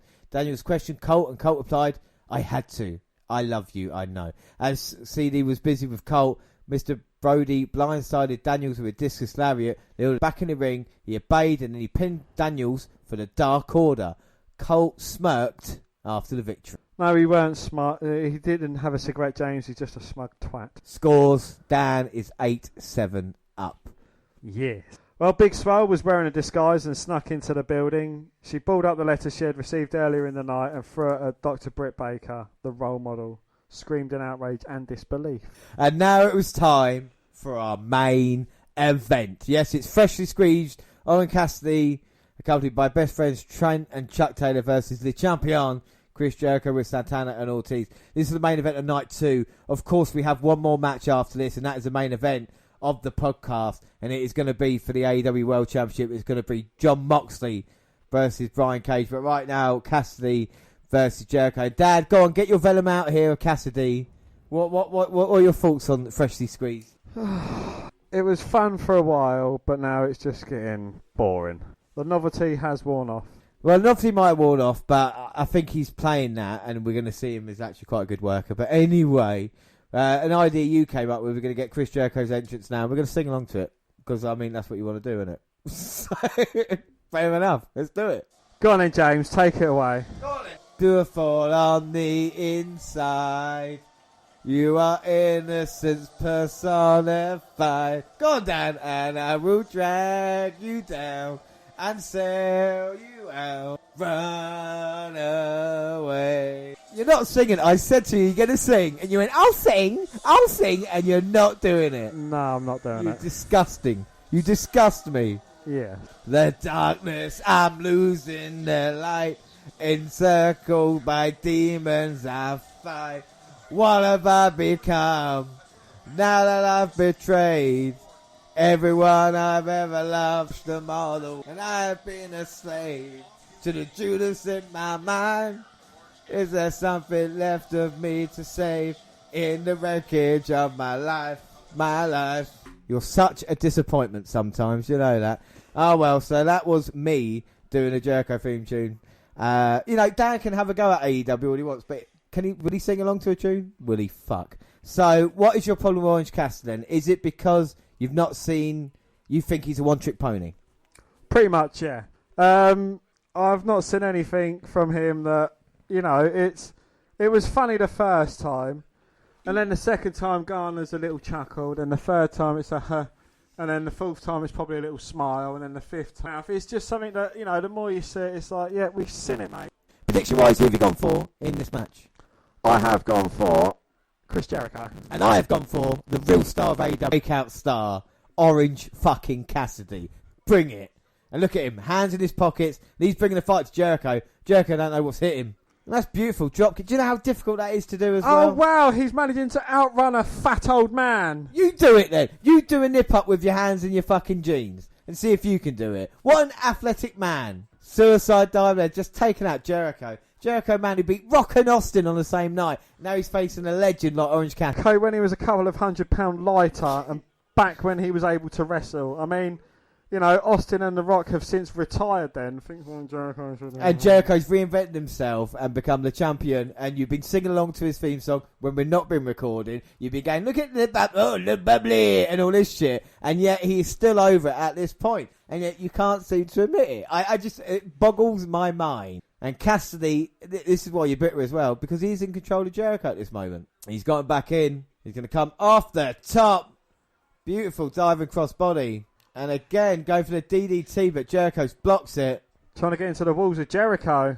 And Jericho's just like you. He's underestimated Orange Cassidy. Oh, I see he's taking his hands out of his pocket, though. Yeah, well, exactly. He's not just, like I said, he's not just doing the one thing. He's a proper performer. Cassidy's a future AEW World Champion. There's no doubt in my mind. As he gets to the ropes and breaks the walls of Jericho. And that's how scared Jericho is. Wanted to put the walls in straight away. And Ortiz getting involved. And Jericho needing the help of those two guys at ringside. Doesn't need it. He's just mugging Orange Cassidy off. No, he needs the help. Jericho is scared of Orange Cassidy. That is saying... However, Jericho's been a longer wrestler. He has never seen anybody like OC before. And neither of you. And people fear what they don't understand. It's a simple fact of life. And that's what Jericho's doing. He thinks this is so easy that he can just show up and get the job done, and he can't. Because there's another guy across the ring for him that's going to beat him. Simple as that. So is there anything you want to say about this match? Or unpositive or anything? Just to fill the time. It is... I feel it is a mockery. Just a mockery of wrestling. You've got a fat man who's kind of definitely on his way down. The only good thing about him is his talkativity and his theme tune. So he's not been in any good matches in how long? For a while now. But what's his last great match? What's the last great thing that Jericho did? Because probably in WWE, the AEW Championship. In WWE, he was just treading water, wasn't he? He's nothing really. He was a sexy pinata in WWE. Exactly. He was the US champion to Kevin Owens' Universal Champion. You're such a WWE mark. Do you know that? Oh, if he's not been in WWE, I'm saying, I don't care. Like, you are such a mark. You're hard. Hang on a minute, You're right? Did you just refer to Jericho as the man who beat Rock and Austin in the same night? Which promotion did he do that in? But he became AEW World Champion. He faced Okada at Wrestle Kingdom. He's reinvented himself constantly to still be relevant, and he's the champion on AEW in the main event of night 2, showing how popular he is. And whatever your problem is with AEW has infested itself now in the wrestlers with Chris Jericho. Jericho can barely run now, bless him. Jericho can still go if he wants to. We've seen that in Japan. We go against a good opponent. No, but Cassidy's a good opponent. You didn't like Keith Lee when he first started. You didn't like Keith Lee when he first came out. Like him. And now you're like, oh, let me change. So it just goes to show that I'm able to change on wrestlers, and I don't initially like WWE-based wrestlers on their appearance. Oh, yes, you do. If they come from anywhere else, you're like, oh, hang on. AJ Styles and people like that, you were like, oh, hang on a minute. No, they've got to prove themselves to me. So I liked Tenzo Amore when I saw him. Yeah, you did. You still had a reaction for him. No, I didn't. Why were you wearing it? Hang on. If you weren't an Enzo fan, why were you wearing this top for a year? I was forced to. Yeah, exactly. So you're taken away from this fantastic action with Orange Cassidy. With NXT, you were marking hard for it, and this time you're not even kind of looking at the story of it, which is Jericho's the cocky heel, like you said, overconfident in this one. Which overweight wrestler appeared in AEW in the 2 nights that we was watching? AEW? Which overweight NXT. Well, this is the thing. Which over-the-hill wrestler appeared there? So you think Jericho is over the hill? He is, yes. He's on the downward spiral of his career. Yeah, but this is why you don't watch the WWE product anyway, because it's shit anyway, isn't it? Isn't all wrestling shit at the moment? Otherwise you would be watching Raw and SmackDown week in, week out. Well, no, because... Wouldn't it? I don't have the time in my life to watch Raw and SmackDown. You do a wrestling podcast. If anybody's going to have a time in your life, it's going to be doing a podcast about wrestling where you can talk about it. It's because the product is so shit at the moment. It's because WWE are doing the same thing over and over again. They've got horror show at Extreme Rules, and you're going to take that more seriously than this AEW action here tonight. Look, I'm all for a CGI eyeball being removed from either Rey Mysterio or Seth Rollins' head. You know, it's a boneyard match, then I'm in for that. But if it's but the at kind least of none of the wrestling fuckers story, will have their hands in their pockets. Well, exactly, but your problem with that, but Orange Cassidy, one-trick pony, and this is what we've seen in this match. We've seen the heart and determination of a true champion. Jericho, you know, like I said, Balls of Jericho, the first couple of minutes, Orange Cassidy's still in this matchup right now with the abdominal stretch Jericho's using, made famous by Wilbur fucking Schneider back in the 1930s. So this is the thing, as Orange Cassidy now managing to hip toss Jericho. Look, he just injured his back trying to lift Jericho over. He's selling the fucking thing. You know about it. It's a simple thing, and it's like you said, it's a different level to what we've seen. It's simple and effective. And if you can't understand that, you know what I mean? It's a story of Cassidy now, look, coming back, fighting back. And this is what I've gone for him for. I think he's going to pull victory from the jaws of defeat. So this is the second to last match. This is the main event of night 2, yes. You are 1 point behind me. Yes. So if Cassidy lets you down, yes, I have won AEW. You have prediction. somehow fluked fucking AEW. The promotion that you hate, you will somehow be 2-1 up in prediction points. I don't know how. I really don't know how you've managed to do that. And again, that's another bit of annoyance. How the fuck has that happened? Because obviously with AEW, you don't give a fuck about it, and yet you're still winning the fucking pay-per-view points, which I just don't Does get. that just irritate the fuck out of you? I just don't understand it. I'm like, what? It's almost like I should just put random predictions of mine, and maybe, I don't know.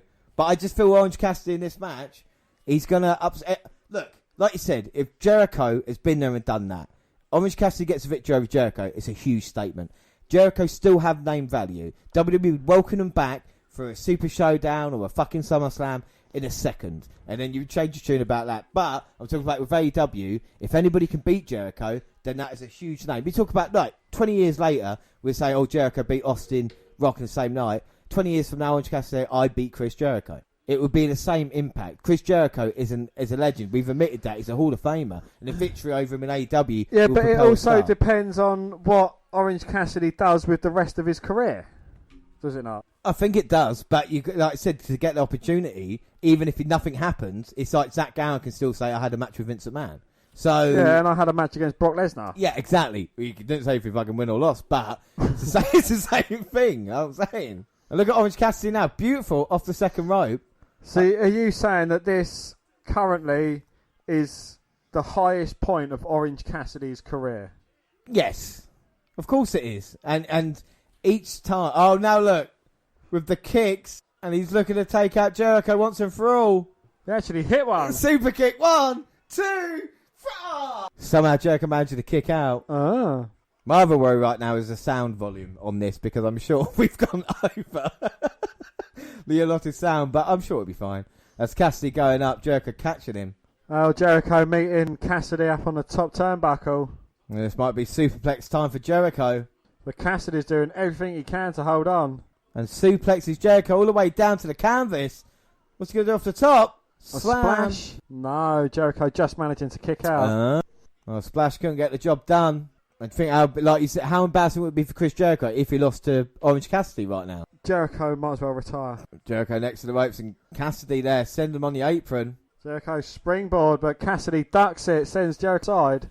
Cassidy off the second, corkscrew moonsault, and he throws Jericho in and he's looking to end it. This might be the moment. Come on, keep me in this as well, Cassidy. Off the top. Oh! Plants Jericho with DDT. 2. Jericho managing to get the shoulder up at 2. 2. And Jericho struggling now. He's in serious trouble. Cassidy absolutely planted Jericho, and you wonder now, I mean, with Jericho, he's got so many tools that he can use to finish this. What can Cassidy do? He's going to look for the Superman punch. And he goes to look for it, but Jericho catches him. Walls of Jericho. Oh, and Cassidy got nowhere to go.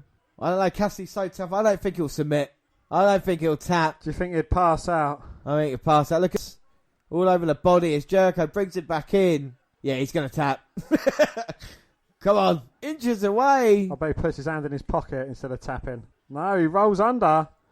Rolls up Jericho. One, two. Oh. And he gets a 2. 2. But what a right hand that was by Cassidy. It might have dislocated the jaw of Jericho.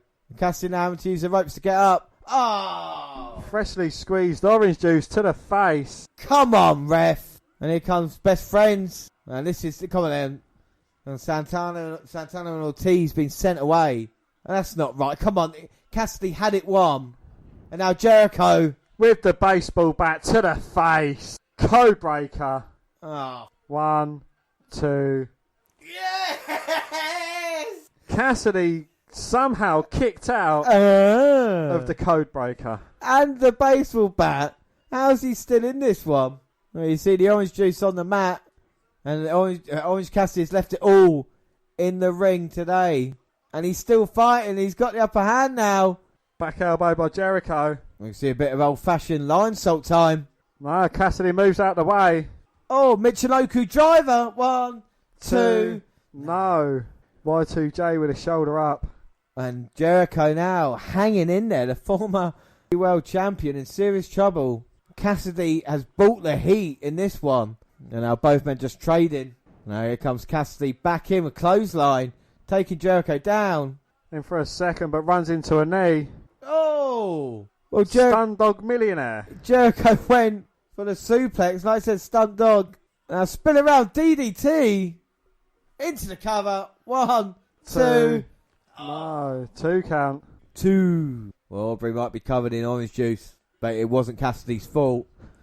As he's looking now to get up and try and put Chris Jericho away in what has been a career-changing performance for Orange Cassidy in this matchup.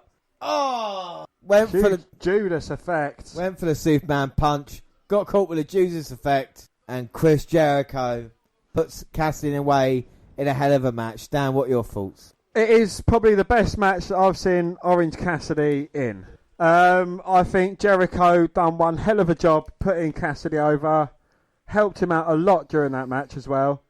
Made Cassidy look like a star. And I think you're right. He made him look like a star. And to say Jericho's over the hill after a performance like this, I think I look at that and think maybe not. Maybe there is a few left in him that he can make. And I think at the end of night 2, I think, yeah, Jericho wins, but we're talking about Orange Cassidy right now. And I think that's what's very, very important after the second night.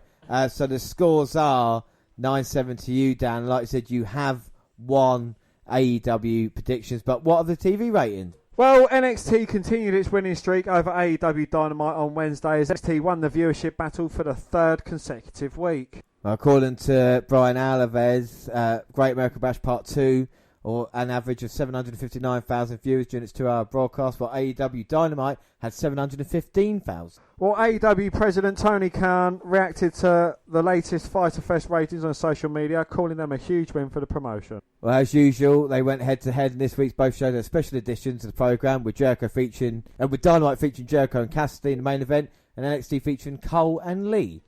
According to the Nielsen data, AEW had 715,000 viewers with a .28 rating in the 18 to 49-year-old demographic, making them the 7th best show on cable for the evening. NXT, on the other hand, had 759,000 viewers with a .20 rating in the 18 to 49 demo, the 24th best on cable for that night. Well, he tweeted after the ratings came out saying, if anyone thinks I could be in a top 7 show on cable, anything but a huge win, they're incorrect. A win in the demos, a win in the business, and this is a business. I know the industry wasn't talking about the demos much 20 years ago, but that's what drives our revenue today.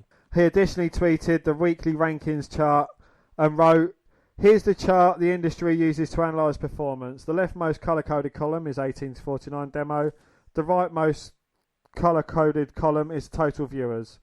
The chart's ranked by 18 to 49 viewers, and we love value all viewers in or outside that demo, but that's how we score the game." Well, why tweet about ratings? Because I'm thrilled about these numbers are so in TNT. He added, "My family drinks a little bit of the bubbly on Thursdays when we come in the top 10. This is the 3rd time in 4 weeks. And I'm grateful for the great AEW fans that make it possible." Well, the Private Party versus Omega and Page match to open the show was the best quarter with 785,000 total viewers, while the Chris Jericho versus Orange Cassidy main event was the low point with 675,000 viewers. The Keith Lee versus Adam Cole match was the most watched quarter for the show and this year, and averaged 922,000 viewers, beating the Cassidy Jericho match by 37%. So here we go, and we are going to move on to the Fight of the Fallen. The big events continue with Fight for the Fallen. And after weeks of waiting, Brian Cage takes his shot at world champion Jon Moxley. Can you stop the path of Cage? AEW Fight for the Fallen on TNT. Watch Wednesday Night Dynamite tonight at 8. And like we said, Dan has already won, but we promised you we're going to bring you this. And our main event of the podcast is the Machine Brian Cage going against the AEW champion Jon Moxley. And Jim Ross, Taz and Excalibur were on commentary. Tony Schiavone's COVID-19 test results were slow to return, so out of caution they had him stay home for tonight's show. Well, Cody, who's a champion with Arn Anderson, going against Sonny Kiss for the AEW TNT Championship. Yeah, Kiss comes out with some Jaguar cheerleaders and puts on a dance before making his way up the ring. Justin Roberts announces tonight's match with Aubrey Edwards handling the referee duties. Cody goes right after Kiss, kicks in the corner, hangs him out to dry over the top rope, and then does a few push-ups. Kiss tries to send Cody out to the floor. Cody skins the cat, then hits his disaster kick cover for 2. 2. Kiss with a forearm strike sends Cody to the floor. Couple more shots. Back. Kiss lands a few more kicks. Handspring slap. Cody ducks it and goes for a full Nelson. Tully Blanchard looks on from the crowd. Kiss is fading a bit, but finally breaks out of it. Then he hits a overhead suplex. Kip up, lands a Hurricane Matrix dodge into a Hurricane Rana takedown on Cody. And then with a shot to Cody's face, he's stuck in a corner and gets nailed with an axe kick. He gets a cover, but only 2. 2. Kiss went for a split leg drop, nobody home. Cody then tries for some crossroads. Kiss reverses one of his own. Cover, but only a 2. 2. 450 off the top rope, but Cody managing to kick out. Kiss tries for a head scissors. Cody blocks it and sends him on the ramp. Alabama slam on the ramp. Cody then rolls Kiss back in the ring, gets a foot on the rope, and then puts Kiss up and lands a vertebraker. Cover, but only a 2. 2. Cody tries again, but no joy. Cody takes his weight belt off, tosses it aside, then puts Kiss up on the top rope. He goes up, lands a superplex, pin attempt, cover, 2. 2. Cody bickers with Aubrey a bit. Kiss with a roll up, and Cody manages to kick out. Then Cody goes right into a crossface. Sonny breaks it up, then Cody throws big shots on Kiss's face. Cody has the ref check Kiss, then yanks the turnbuckle pad off. Cody clearly frustrated in this match. He tries to throw Kiss into it. He reverses it and sends Cody into the exposed turnbuckle. Cover, 2. 2. Kiss with some big forearms, roundhouse kick, goes for a discus forearm. Cody ducks, crossroad hits, cover, 1, 2, 3. Yeah, Cody retains the TNT Championship, and post-match Cody checks on Kiss, gives his opponents a hug. He says a few words, raises up Kiss's hand, a lovely show of respect. Our next match is FTR versus the Lucha Bros. The Blade and the Butcher enter the building with Lucha Brothers, but stay behind to watch the match. Pentagon beats up Harwood as things get going. Phoenix tagged in. They try to do a double team move where Pentagon flips Phoenix down on his opponent. They don't quite get the momentum, and Phoenix ends up doing a mini splash. Wheeler with the blind tag is able to drop down on Phoenix. Drop toe hold by Wheeler. Elbow drop by Harwood. Quick leg drop by Harwood. Camera showing Tully Blanchard yet again. He's getting a lot of camera tonight. Pentagon with a sunset flip on Wheeler, with Phoenix landing a big PK. He kicks Harwood off the apron. Double kicks to Wheeler. Then with a missile drop kick off the apron, down onto Harwood. Phoenix leaps off the top rope, eats a European uppercut. Butcher and Blade still watching on. Harwood tags in and punches away at anything that moves. 2 suplexes on Phoenix, and then he suplexes Pentagon down on Phoenix. Harwood bleeding a bit from the chest due to the chops he received earlier in the match. Well, Harwood sent out to the floor. Lucha Bros double team Wheeler. Double leg kicks assisted body splash by Phoenix. Springboard leg drop by Pentagon, but only a 2. 2. Phoenix tries for another, but Harwood yanks Phoenix's mask off, roll up, and it gets the job done. Well, post-match, Butcher and the Blade taunt FTR about still having the keys to their vehicle. From behind, Matt and Nick Jackson sneak up and superkick both guys. Now they have the keys. Matt and Nick head to the ring and give FTR their keys. Omega walks into the ring from the back with a cooler of beers after he dumped out theirs last week. Omega says he'll have one and cheers with the FTR. FTR dumps their beer on Omega's head. FTR, but Young Bucks hold him back. FTR walk to their vehicle and get in. Wheeler tries to get it started, but looks to have some trouble. Whoops. Well, Taz leaves the commentary to help Brian Cage get ready for his title match against AEW World Champion Jon Moxley in our main event. Well, Jericho heads out to the ring with Santana, Ortiz and Jake Hager. Jericho with some orange juice in hand, then he takes the mic. He says last week he not only won the match, but he won the ratings war as well. Did he though? Jericho says he's going to explain ratings and says, while it's great to win overall viewers, it's all about the 18 to 49 demo, which he never lost. I'm the demo god. Jericho says he knows what the people, Orange Cassidy, wants a rematch. The network, advertisers and the demo want the rematch. Jericho says if you want it, you aren't getting one. Oh, well, Jericho says Cassidy took him to the edge, but couldn't get the job done. Crowd chants you're scared. Jericho stops and talks and says the demo god is never scared. Jericho says congrats to Cassidy for standing in the ring for one night. Now he can go back to his best friends. He takes a sip for Orange and then pours one of Cassidy's dead career. Cassidy music hits and he makes his way slowly down through the stands. Jericho says Cassidy is too lazy to be the level of Jericho. He calls Cassidy a sloth and that he's entitled.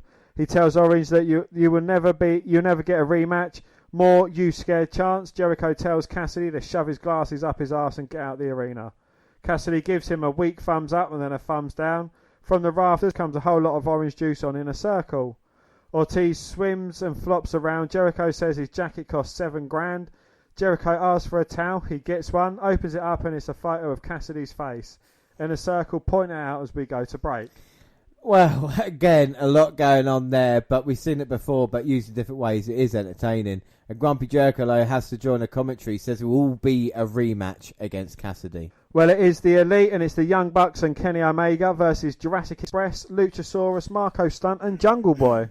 Well, Jungle Boy and Nick get things started. Back and forth action between each wrestler. Hangman Page having a drink in the back and watching it. Omega and Stunt tag in. Stunt taunts Omega a bit, but Kenny throws him to the mat. He then seems unbothered by Stunt, but he ends up getting the best of him. Omega ditches the shirt, then tags in Matt. Luchasaurus gets tagged in. Big kick to the head. Cover. Only a 2. Jurassic Express all over Elite. Stunt decides to do the floss dance on the floor. Nick with a drop kick to stop that nonsense.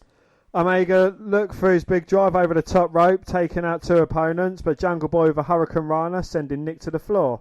He hits a clothesline on Omega, then a springboard swinging DDT in the ring. Luchasaurus tags in, chokeslam, standing moonsault, cover, and 2. FTR joins Hangman Page, who looks a bit surprised, but they end up asking for a drink. Well, Omega with a V-trigger and another one. He hits a snapdragon suplex with Stunt, leaps off the top, and another one. Jungle Boy in the ring, and he takes Stunt lifted into the ring from the floor and hits a Hurricane Runner on Omega. Extension effect on Omega, cover, but the Bucks break it up. They go out to the floor and battle for a moment. Serio super kicks on Luchasaurus. Triple Tiger Driver 98, cover, 2. The teams battle, leaving Omega in the ring with Stunt. He goes for a one-winged angel. Stunt gets out, roll up, 1, 2, no. Omega hits a V-trigger, one-winged angel, lands this time, cover, and that will do it. Yeah, the winner's the Elite via pinfall, and post-match Omega smiles weirdly, then swings away on Stunt a little bit more. Young Bucks immediately stop him, but Omega looks a bit off his rocker for a moment. Jurassic Express look annoyed and tell Omega to back off. He slumps back in a corner, talking to himself. So is this the start? We thought maybe Page was going to be the weird one. Is this Omega kind of getting a little bit strange and maybe a heel turn coming up for him? Well, it certainly looks that way. It's, I don't know, it'd be interesting to see how this kind of Omega thing folds out. But backstage, the women's champ Hiroki Shida talks with Alex Marvez. Shida is asked if Nyla Rose should get another rematch due to the top contenders being out of action for various reasons. Shida says anyone can challenge, and is Rose brave/strong enough? She wants to see it. Well, earlier today, John Moxley says the last few weeks have not been the best for the champion, and he's been bothered by many things. Moxley says tonight he'll be able to purge his anger low as he defends the title. Moxley says according to Taz, he can't land his finisher to Cage because he's just too big. Moxley says maybe he'll just rip Cage's torn bicep in 2, the same one he just had surgery on. Well, up next is Brandy Rhodes and Ali with Dustin Rhodes versus MJ Jenkins and Kendi Page. Well, Rhodes quickly drops Page, Ali with some shots and knee lift. Brandy with a blind tag and she drops Page. Ali barks at Brandy and these two are not getting along. Page with a wild swing, then drops her. Jenkins gets tagged in, Ali with a clothesline, kick, slap to the face, and then with a bulldog. Brandy with a spear on Page. Ali eats a knee, but then hits a reverse DDT elbow drop on Jenkins. Cover, 1, 2, 3. And the women's moment is over just as quickly as it started. Well, Nyla Rose is in the ring with Dasha. Rose is asking her who her manager's going to be, but Rose says she's not telling. She will let them say it for themselves. Out comes Vicky Guerrero. Excuse me! Guerrero says when she and Rose go after the title, it will be at the perfect time. Guerrero continues that the women's room should stop lying to themselves that they are any good at all, and Rose will take everything that they have ever dreamed of. Well, next week on AEW Dynamite, we're going to get TNT champion Cody will defend his championship. Hangman Page versus 5 with Brody Lee. We've got Evie Les versus Diamante. MJF with Wardlow in action. Young Bucks versus the Butcher and a Blade, falls count anywhere. Chris Jericho and Jake Hager versus Luchasaurus and Jungle Boy. And probably a lot more as well. And you can catch that, like I say, on TV for every Friday on your normal TV. You don't have to pay for it. But anyway, now it's time for the main event of the podcast. And it is, like we said, the Machine, Brian Cage versus Jon Moxley. Predictions in this one, I know no one cares. I've gone Moxley. I too have gone Moxley. Well, Taz gets on the mic for the match and says Moxley came on his show and was chirping. Taz says Cage is healthy and has been training his arse off while Moxley was in quarantine with his wife. And of course, we know the story we spoke about on the podcast with Moxley. Renee Young's tested positive for COVID-19, and unfortunately, Moxley had to miss Fyter Fest and do Fight the Fallen. But has it worked out for AEW? Because they would have got smashed last week anyway, wouldn't they? So, or would they have? Would people have rather have seen Jon Moxley versus Cage to see what could have happened? How big a star do you think Moxley is? Is Moxley a bigger star than anything they've got in NXT? It is a tough one because, you know, you're talking about Keith Lee and Adam Cole. I mean, I think Keith Lee versus Adam Cole is rated higher than Moxley versus Cage for the simple fact of Cage. But Moxley is a bigger star than I think anything on NXT. Like we said, he was a success in WWE and decided to leave as opposed to anything else as well. What have you thought of Jon Moxley's run as AEW champion? When we talked about against former WWE guys, this is against someone who won the opportunity at Double or Nothing. Is this the right opponent for him? I think it's good to have a change up for Jon Moxley.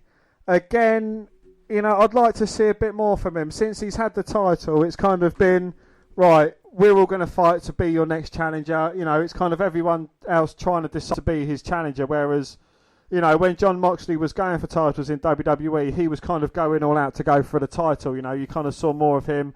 You kind of saw more of what he was about. Yeah, without a doubt, this is broken down straight away. Moxley just got in the ring and Page went to the attack. We see Moxley having to use his speed in this, but the power of Cage. But you've seen Brian Cage, of course, former Impact Wrestling World Champion as well there. So, I mean, he's an impressive specimen. There's no doubt about that. He is an impressive specimen, but, you know, could you class him in the same category as someone like Chris Masters? Oh. You know, someone who is built like fuck but can't move, or would you say he's as good in the ring as he is big? I think he's as good as the ring. Maybe not as good in the ring as he is big, but he is quite good in the ring. And I think to come into that opportunity straight away, though, is a little bit difficult. I think AEW have got a lot of big heels that we've seen with Brody Lee and Jake Hager, and now with Cage going against Moxley. Moxley needing to beat them. You know what I mean? It's a very simple kind of thing. And what about someone like MJF or somewhere else? It's how long is Moxley going to be champion for? Indeed, yes. Is it a long-term thing for him? Well, who would be his next challenger? You know, if he does overcome Brian Cage somehow, who would be up next for him? You know, MJF, but he keeps losing tag team matches. Omega maybe looked a bit different. I mean, it's not anybody that really stands out unless there's a kind of rematch with the Dark Order or something like that. I would say the heel side of AEW is lacking a little bit, I think would be fair to say. And it's even like Lance Archer, who came in, looked great, and even though he lost that match, and it's not terrible that he lost that one match, but it's momentum, isn't it? Do you know what I mean? So absolutely. I'd like to see someone like Darby Allin have a chance. Oh, that'd be a great shout, yeah. I mean, Moxley could have matches, doesn't have to just be big guys, and, you know, this time he's going for the arm of Cage, which is probably a good idea. So the WTF or FTW or whatever it is. FTW, yeah. Whatever that title is, can Cage lose this to Moxley, or is this title not on the line? Is it a defended title, or is it only given to someone with respect? It's not defended championship, it's Taz's, and he gave it. It's the only... Okay, it's basically like the $1 million belt then. Yeah, basically that. Right. And now Cage is getting his arm worked on, and this is kind of different style to what we've seen from anything. I mean, it's been a whirlwind when you consider NXT in with this as well. And like you said, maybe the main event of this is not maybe on a par to what we saw in NXT. But I think overall, and of course we discussed it, I think AEW has been as good as Great American Bash. In parts, it has. Certainly the lack of women's division, that is very noticeable. The lack of women's talent as well. The tag team matches, I'll give it to AEW. The tag team matches have been a lot better than what is to offer in NXT. The mid-cards, I'd call it an even draw, and the heavyweight title, I think I'm going to have to give that to NXT as well. And again, it's not being biased, but I think the Keith Lee, Adam Cole would be a bigger draw than Cage versus Moxley. But like we say, Moxley is the biggest star of them all. Yeah, I'm not taking it away from Moxley. He's the biggest star of the four of them. But the match that I'd be more interested in seeing would be the Lee versus Cole. What would your... My match that I want to see is would be Keith Lee and Adam Cole, yeah. I mean, this one with a little bit more... But it's been good build-up, don't get me wrong. And it's going to be interesting match-up. But this is on the same level as Jericho, the Orange Cassidy match, because I was looking forward to that as well. And everything else has just been quite a pleasant surprise, We felt a bit in NXT, was a bit of a lull during the Dexter Lumis Roderick Strong match. And obviously, with that, it would give people a chance to maybe tune into something else. But I think for AEW, they're quite lucky to have Fight of the Fallen a week later to just hopefully get the victory back as well in the ratings and just say, right, Moxley is still a draw. Still over 1 million people watching wrestling, so it's still a great thing for it to happen as it's broken down on the outside now and Moxley has got a barricade. So is this allowed? Anything goes. Oh, is it anything goes? Anything goes with Moxley involved. I think the world champion says that. He's got his own set of rules as we know. As Cage now going to reverse him. No, both blocking it. So Cage has been so strong, it's kind of like how Brody Lee was portrayed when he came in. Bit of a disappointing finish to the Brody Lee Moxley match. Would you be just as disappointed if that match kind of ended in a similar way to this? Yeah, I think he hasn't got much of a choice because you don't want to sacrifice Cage straight away, and this is the problem with building someone strong, is that if they get beaten and you're like, oh, okay, that wasn't that big a deal, and you just feed it. It's the Hulk Hogan thing of feeding big bad heels to the babyface champion, and how long can people be happy with... But doing it twice on the bounce. Yeah, but this is the thing we're seeing with... Hager and Archer with their TNT championship. I know it's a little bit different because Cody, but this is what they're doing at the moment. I think Darby Allin versus Moxley would be something completely different to anything you see in NXT. Yeah, I completely agree with that. It will be. But, at least that match would have a definitive finish. Yes, but it's AEW's, like I said, they've got the problem that they need name value and they need to build the stars up as well. Maybe this will be Omega's year to kind of break out. The same with Cody as well. We might see attitude changes from that. Omega versus Moxley could still be this year, possibly on pay-per-view. But do you think they're kind of holding back some of the main storylines for the sake of having a crowd? I think I don't think AEW have, because like I said with Brody and Matt Hardy, I mean in front of the crowd that would have been awesome, but I think sometimes he's just got to give their best shot because, like I said, people are still watching at home. I think with Raw and SmackDown that might be a problem, but I don't think we're seeing it on Wednesdays as of yet, as both men now again brawling. We've seen Cage suplex Moxley on the barricade and then through that chair. Oh. And you can see it bent up and folded. And Brian Cage, he's a big guy, but he's stayed with Moxley step for step in this one. And I do like Taz as a mouthpiece as well. I do, because Brian Cage seems like someone that doesn't really have the talkability. So having someone like Taz who... Yeah, he can definitely talk on the mic. We've heard him as a commentator for a while as well. I think he's a really underrated commentator, to be fair. Yeah.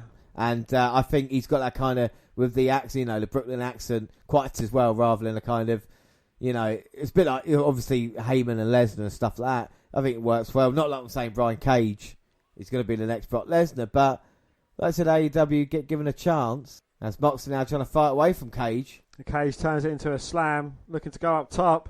Jump, springboard moonsault. Whoa. Very nice from the big man. Misses completely though. Moxley with a running knee sends Cage bounce hopes, who pretty much immediately gets back up to his feet.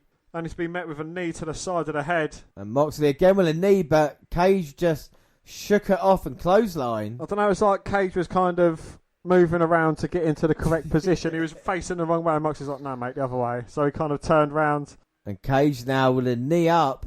That was impressive, but don't forget he's had surgery on that one. And Moxley... Bang, hits the DDT. And that paradigm shift, even. No, I think that was just the other one. Well, I say that because only Taz said Moxley couldn't hit that move on Brian Cage. You're talking, mate. Cage now in serious trouble. And yeah, with Jericho selling it as such. And Moxley now wondering what he's going to do to get the job done. You can see Taz there holding the championship and his traditional orange towel as well as Moxley sends Cage up. Superplex from the top. Can Moxley get a cover in? 1, 2, no. Well, Cage got the shoulder up at 2. 2. But straight into that kind of Kimura lock there. And Moxley's targeted that throughout the whole night. But Cage, to his credit, powers Moxley up, power bombs into the turnbuckle. And now Moxley in trouble as Cage goes up to that second rope. Look at the superplex. Moxley back in. Huge power. And now Taz saying, come on, now's your chance. And Cage feels it. The end is near. It looks like he's signing for the end. Well, look for the suplex, but Moxley managing to roll round. The cross arm breaker. And Cage now locking his hands. And the strength blocking his submission. And Moxley trying to chomp away at the head to get that arm free. And Cage still caught. And Moxley now just joint manipulation, working the fingers. Wrenching the fingers apart while trying to wrench the arm back. Cage trying to power up to his feet. Looks like he's got a pin on Moxley. Well, referee's still checking, but shoulders weren't down. And now in position, we talk about long-term effects. And Cage somehow managed to turn around, but it's still in all sorts of trouble. Telling Taz he's number one. And Taz can't believe it. He's seen his man getting broken. Long-term effects.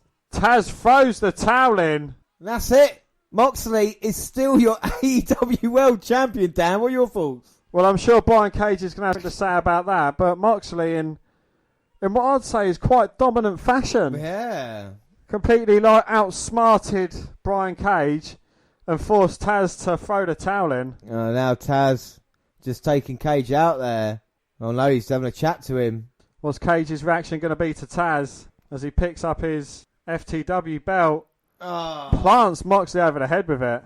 Oh, Cage. The lights have gone out. And what is going on? Shots to Moxley. Oh! Darby Allin with the skateboard to the throat of Cage.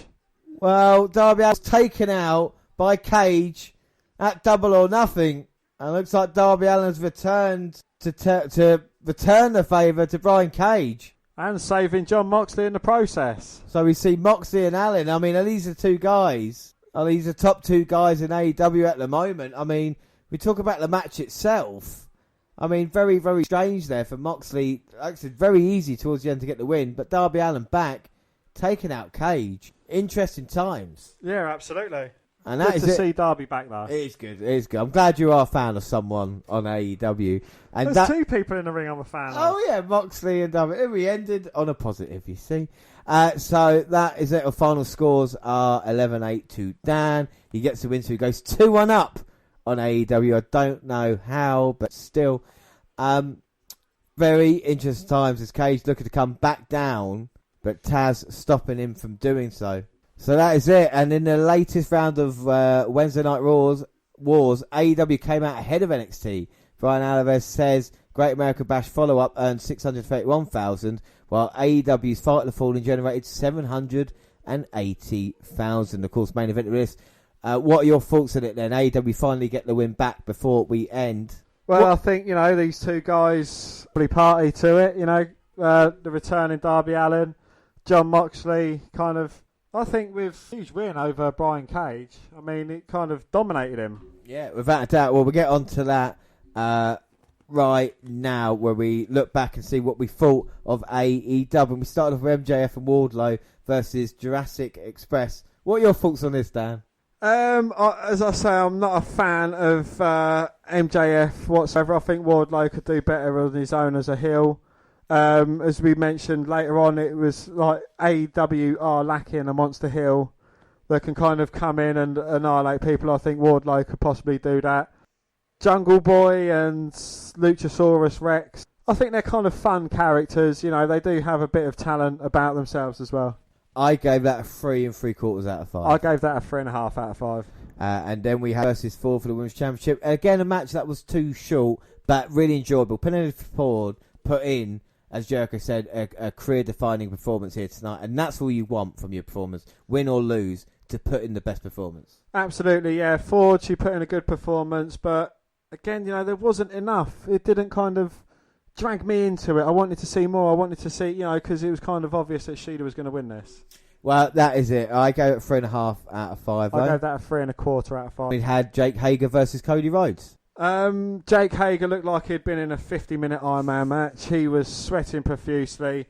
He didn't do too badly, though. I'm not too sure on how these kind of styles mesh. Cody Rhodes, supposed to be the face, kind of doing a bit heely tactics to try and get the victories.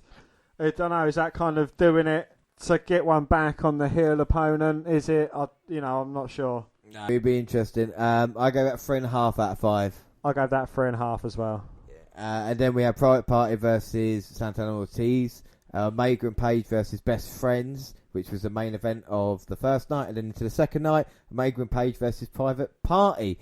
Private Party were awesome in this matchup. Yeah, Private Party, definitely the standout performers in this. They're just two guys with a huge future ahead of them, and they've got a lot to offer the AEW tag division. Yeah, I really enjoyed this tag team match. I gave it 4 out of 5. I'll go that 3 3/4 out of 5. And then we had after that Archer versus Janela, and then the 8-man tag team match, FTR and the Bucks versus Butcher Blade and the Lucha Bros. Again, a great tag team match. Yeah, it was. It was really good. You could kind of see the storyline that they're trying to get off, though, about FTR and the Young Bucks. They're obviously going to come to headers very soon. But as you say, you know, it was all about Lucha Bros that kind of took the shine away from it. I think without a doubt. But I gave that a 4.5 out of 5. I gave that a 4 1/4. And then we had Dark Order versus SCU, and then Orange Cassidy versus Jericho. This was my match of the night. Because, again, like you said, a one-trick pony in Cassidy proved that he's actually a great performer. And to mimic that piques your interest and then you can improve upon it is something that I think is pretty genius as opposed to anything else. And I think Jericho proving with the right opponent in the right time can tell a brilliant story. Dan? I think Chris Jericho, he kind of elevated Cassidy to have the best match that he has had in AEW. You know, without a doubt.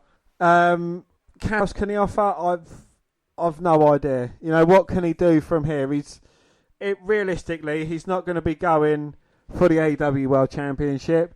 He may get a shot at Cody's TNT god-awful looking championship. I don't think he's going to be a tag champ either. So, you know, a mid-card I think that's going to be the highest point of his career. Well, I go at 4 3/4 out of 5. I gave that a 4 1/4 out. And then our main event, Cage versus Moxley. I was very surprised at the ending because it seemed Moxley controlled that very easily. Yeah, from the dominant performance that we had from Cage in that Casino Battle Royal to get the shot against Moxley, I think, you know, we didn't see half of what the bloke did in that match. And then for John Moxley to say, well, I'm going to target the surgically repaired shoulder, tricep, whatever, and then go after it with relative ease and manage to take it down, forcing Taz to throw in the towel. I was like, you know, it's a bit weird. I go a 3.5 out of 5. I gave that a 3.5 out of 5 as well. All right, so my match of the night was Orange Cassidy and Jericho. Yours was? I'll have to give it to OC and Y2J. Yeah, you do. I just want to hear you say it. Who was your man of the night? My man of the night was Lucha Bros. I think they put in a good performance. They kind of took away a bit of the shade away from the FTR and the Young Bucks kind of angle. It was you know, they are just very impressive tag team as well. You know, they could do some gravity-defying moves, which is, you know, absolutely brilliant. Shout out to Private Party as well, what they can do, but obviously mine is OC. Right, score out of 10.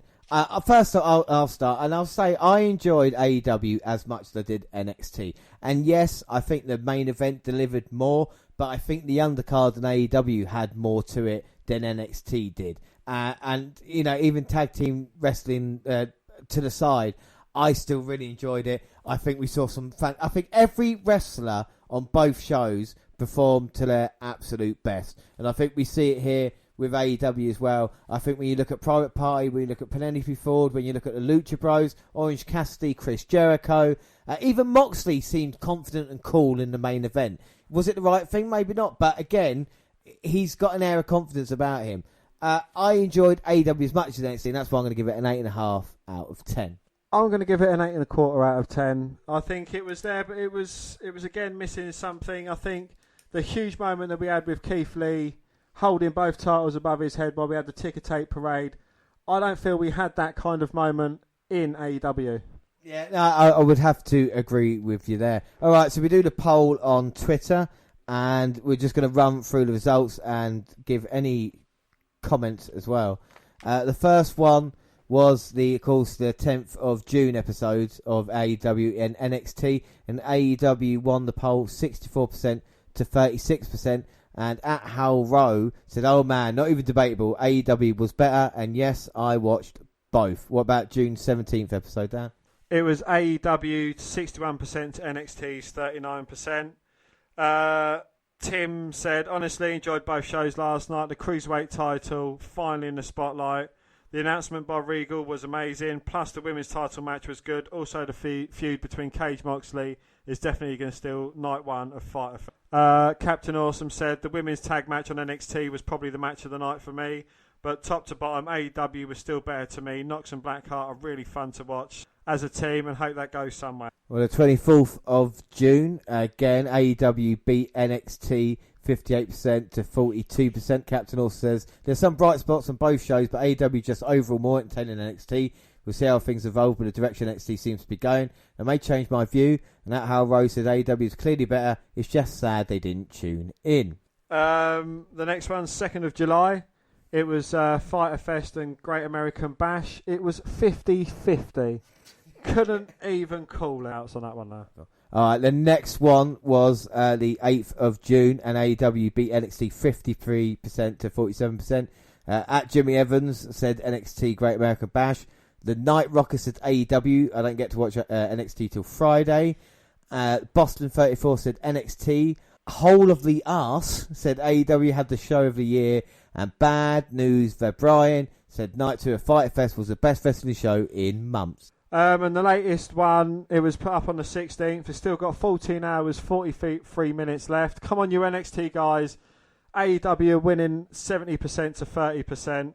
Come on, we need to get a win for the NXT. So, that tells you something that AEW on Twitter is more liked. So, Dan, it means all the shit talking that you were saying earlier on the podcast is going to come back with all these AEW guys. It's going to be great. And don't forget, it is at the WNR Dan. Anyway, next episode is the first time ever.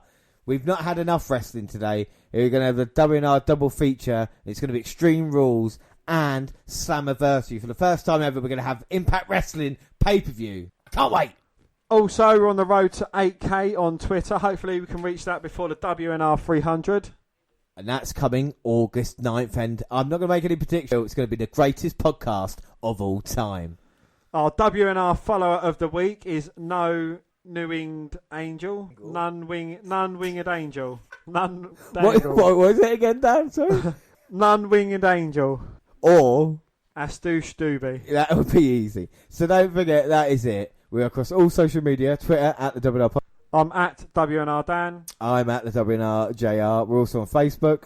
Yes, the WNR Podcast on Facebook and also Instagram. Across all the Google platforms, send us an email at WNRpodcast@gmail.com. Also, also YouTube, the WNR Podcast, where we have the latest clips. Yeah, and podcasts go at the same time on YouTube as they do SoundCloud. On your phone. Also on Stitcher and Spreaker, where we do our live shows. And iTunes, where you can download, subscribe, rate and review there. So that is it. Yes, and the next episode is the WNR double feature. So we've done both. We watched NXT and AEW, and like we said, up next is going to be Extreme Rules and Slammiversary. But till then, I've been James Rowlands, and as always, I was joined by Dan White. Thanks for listening, everybody, and bye. Bye.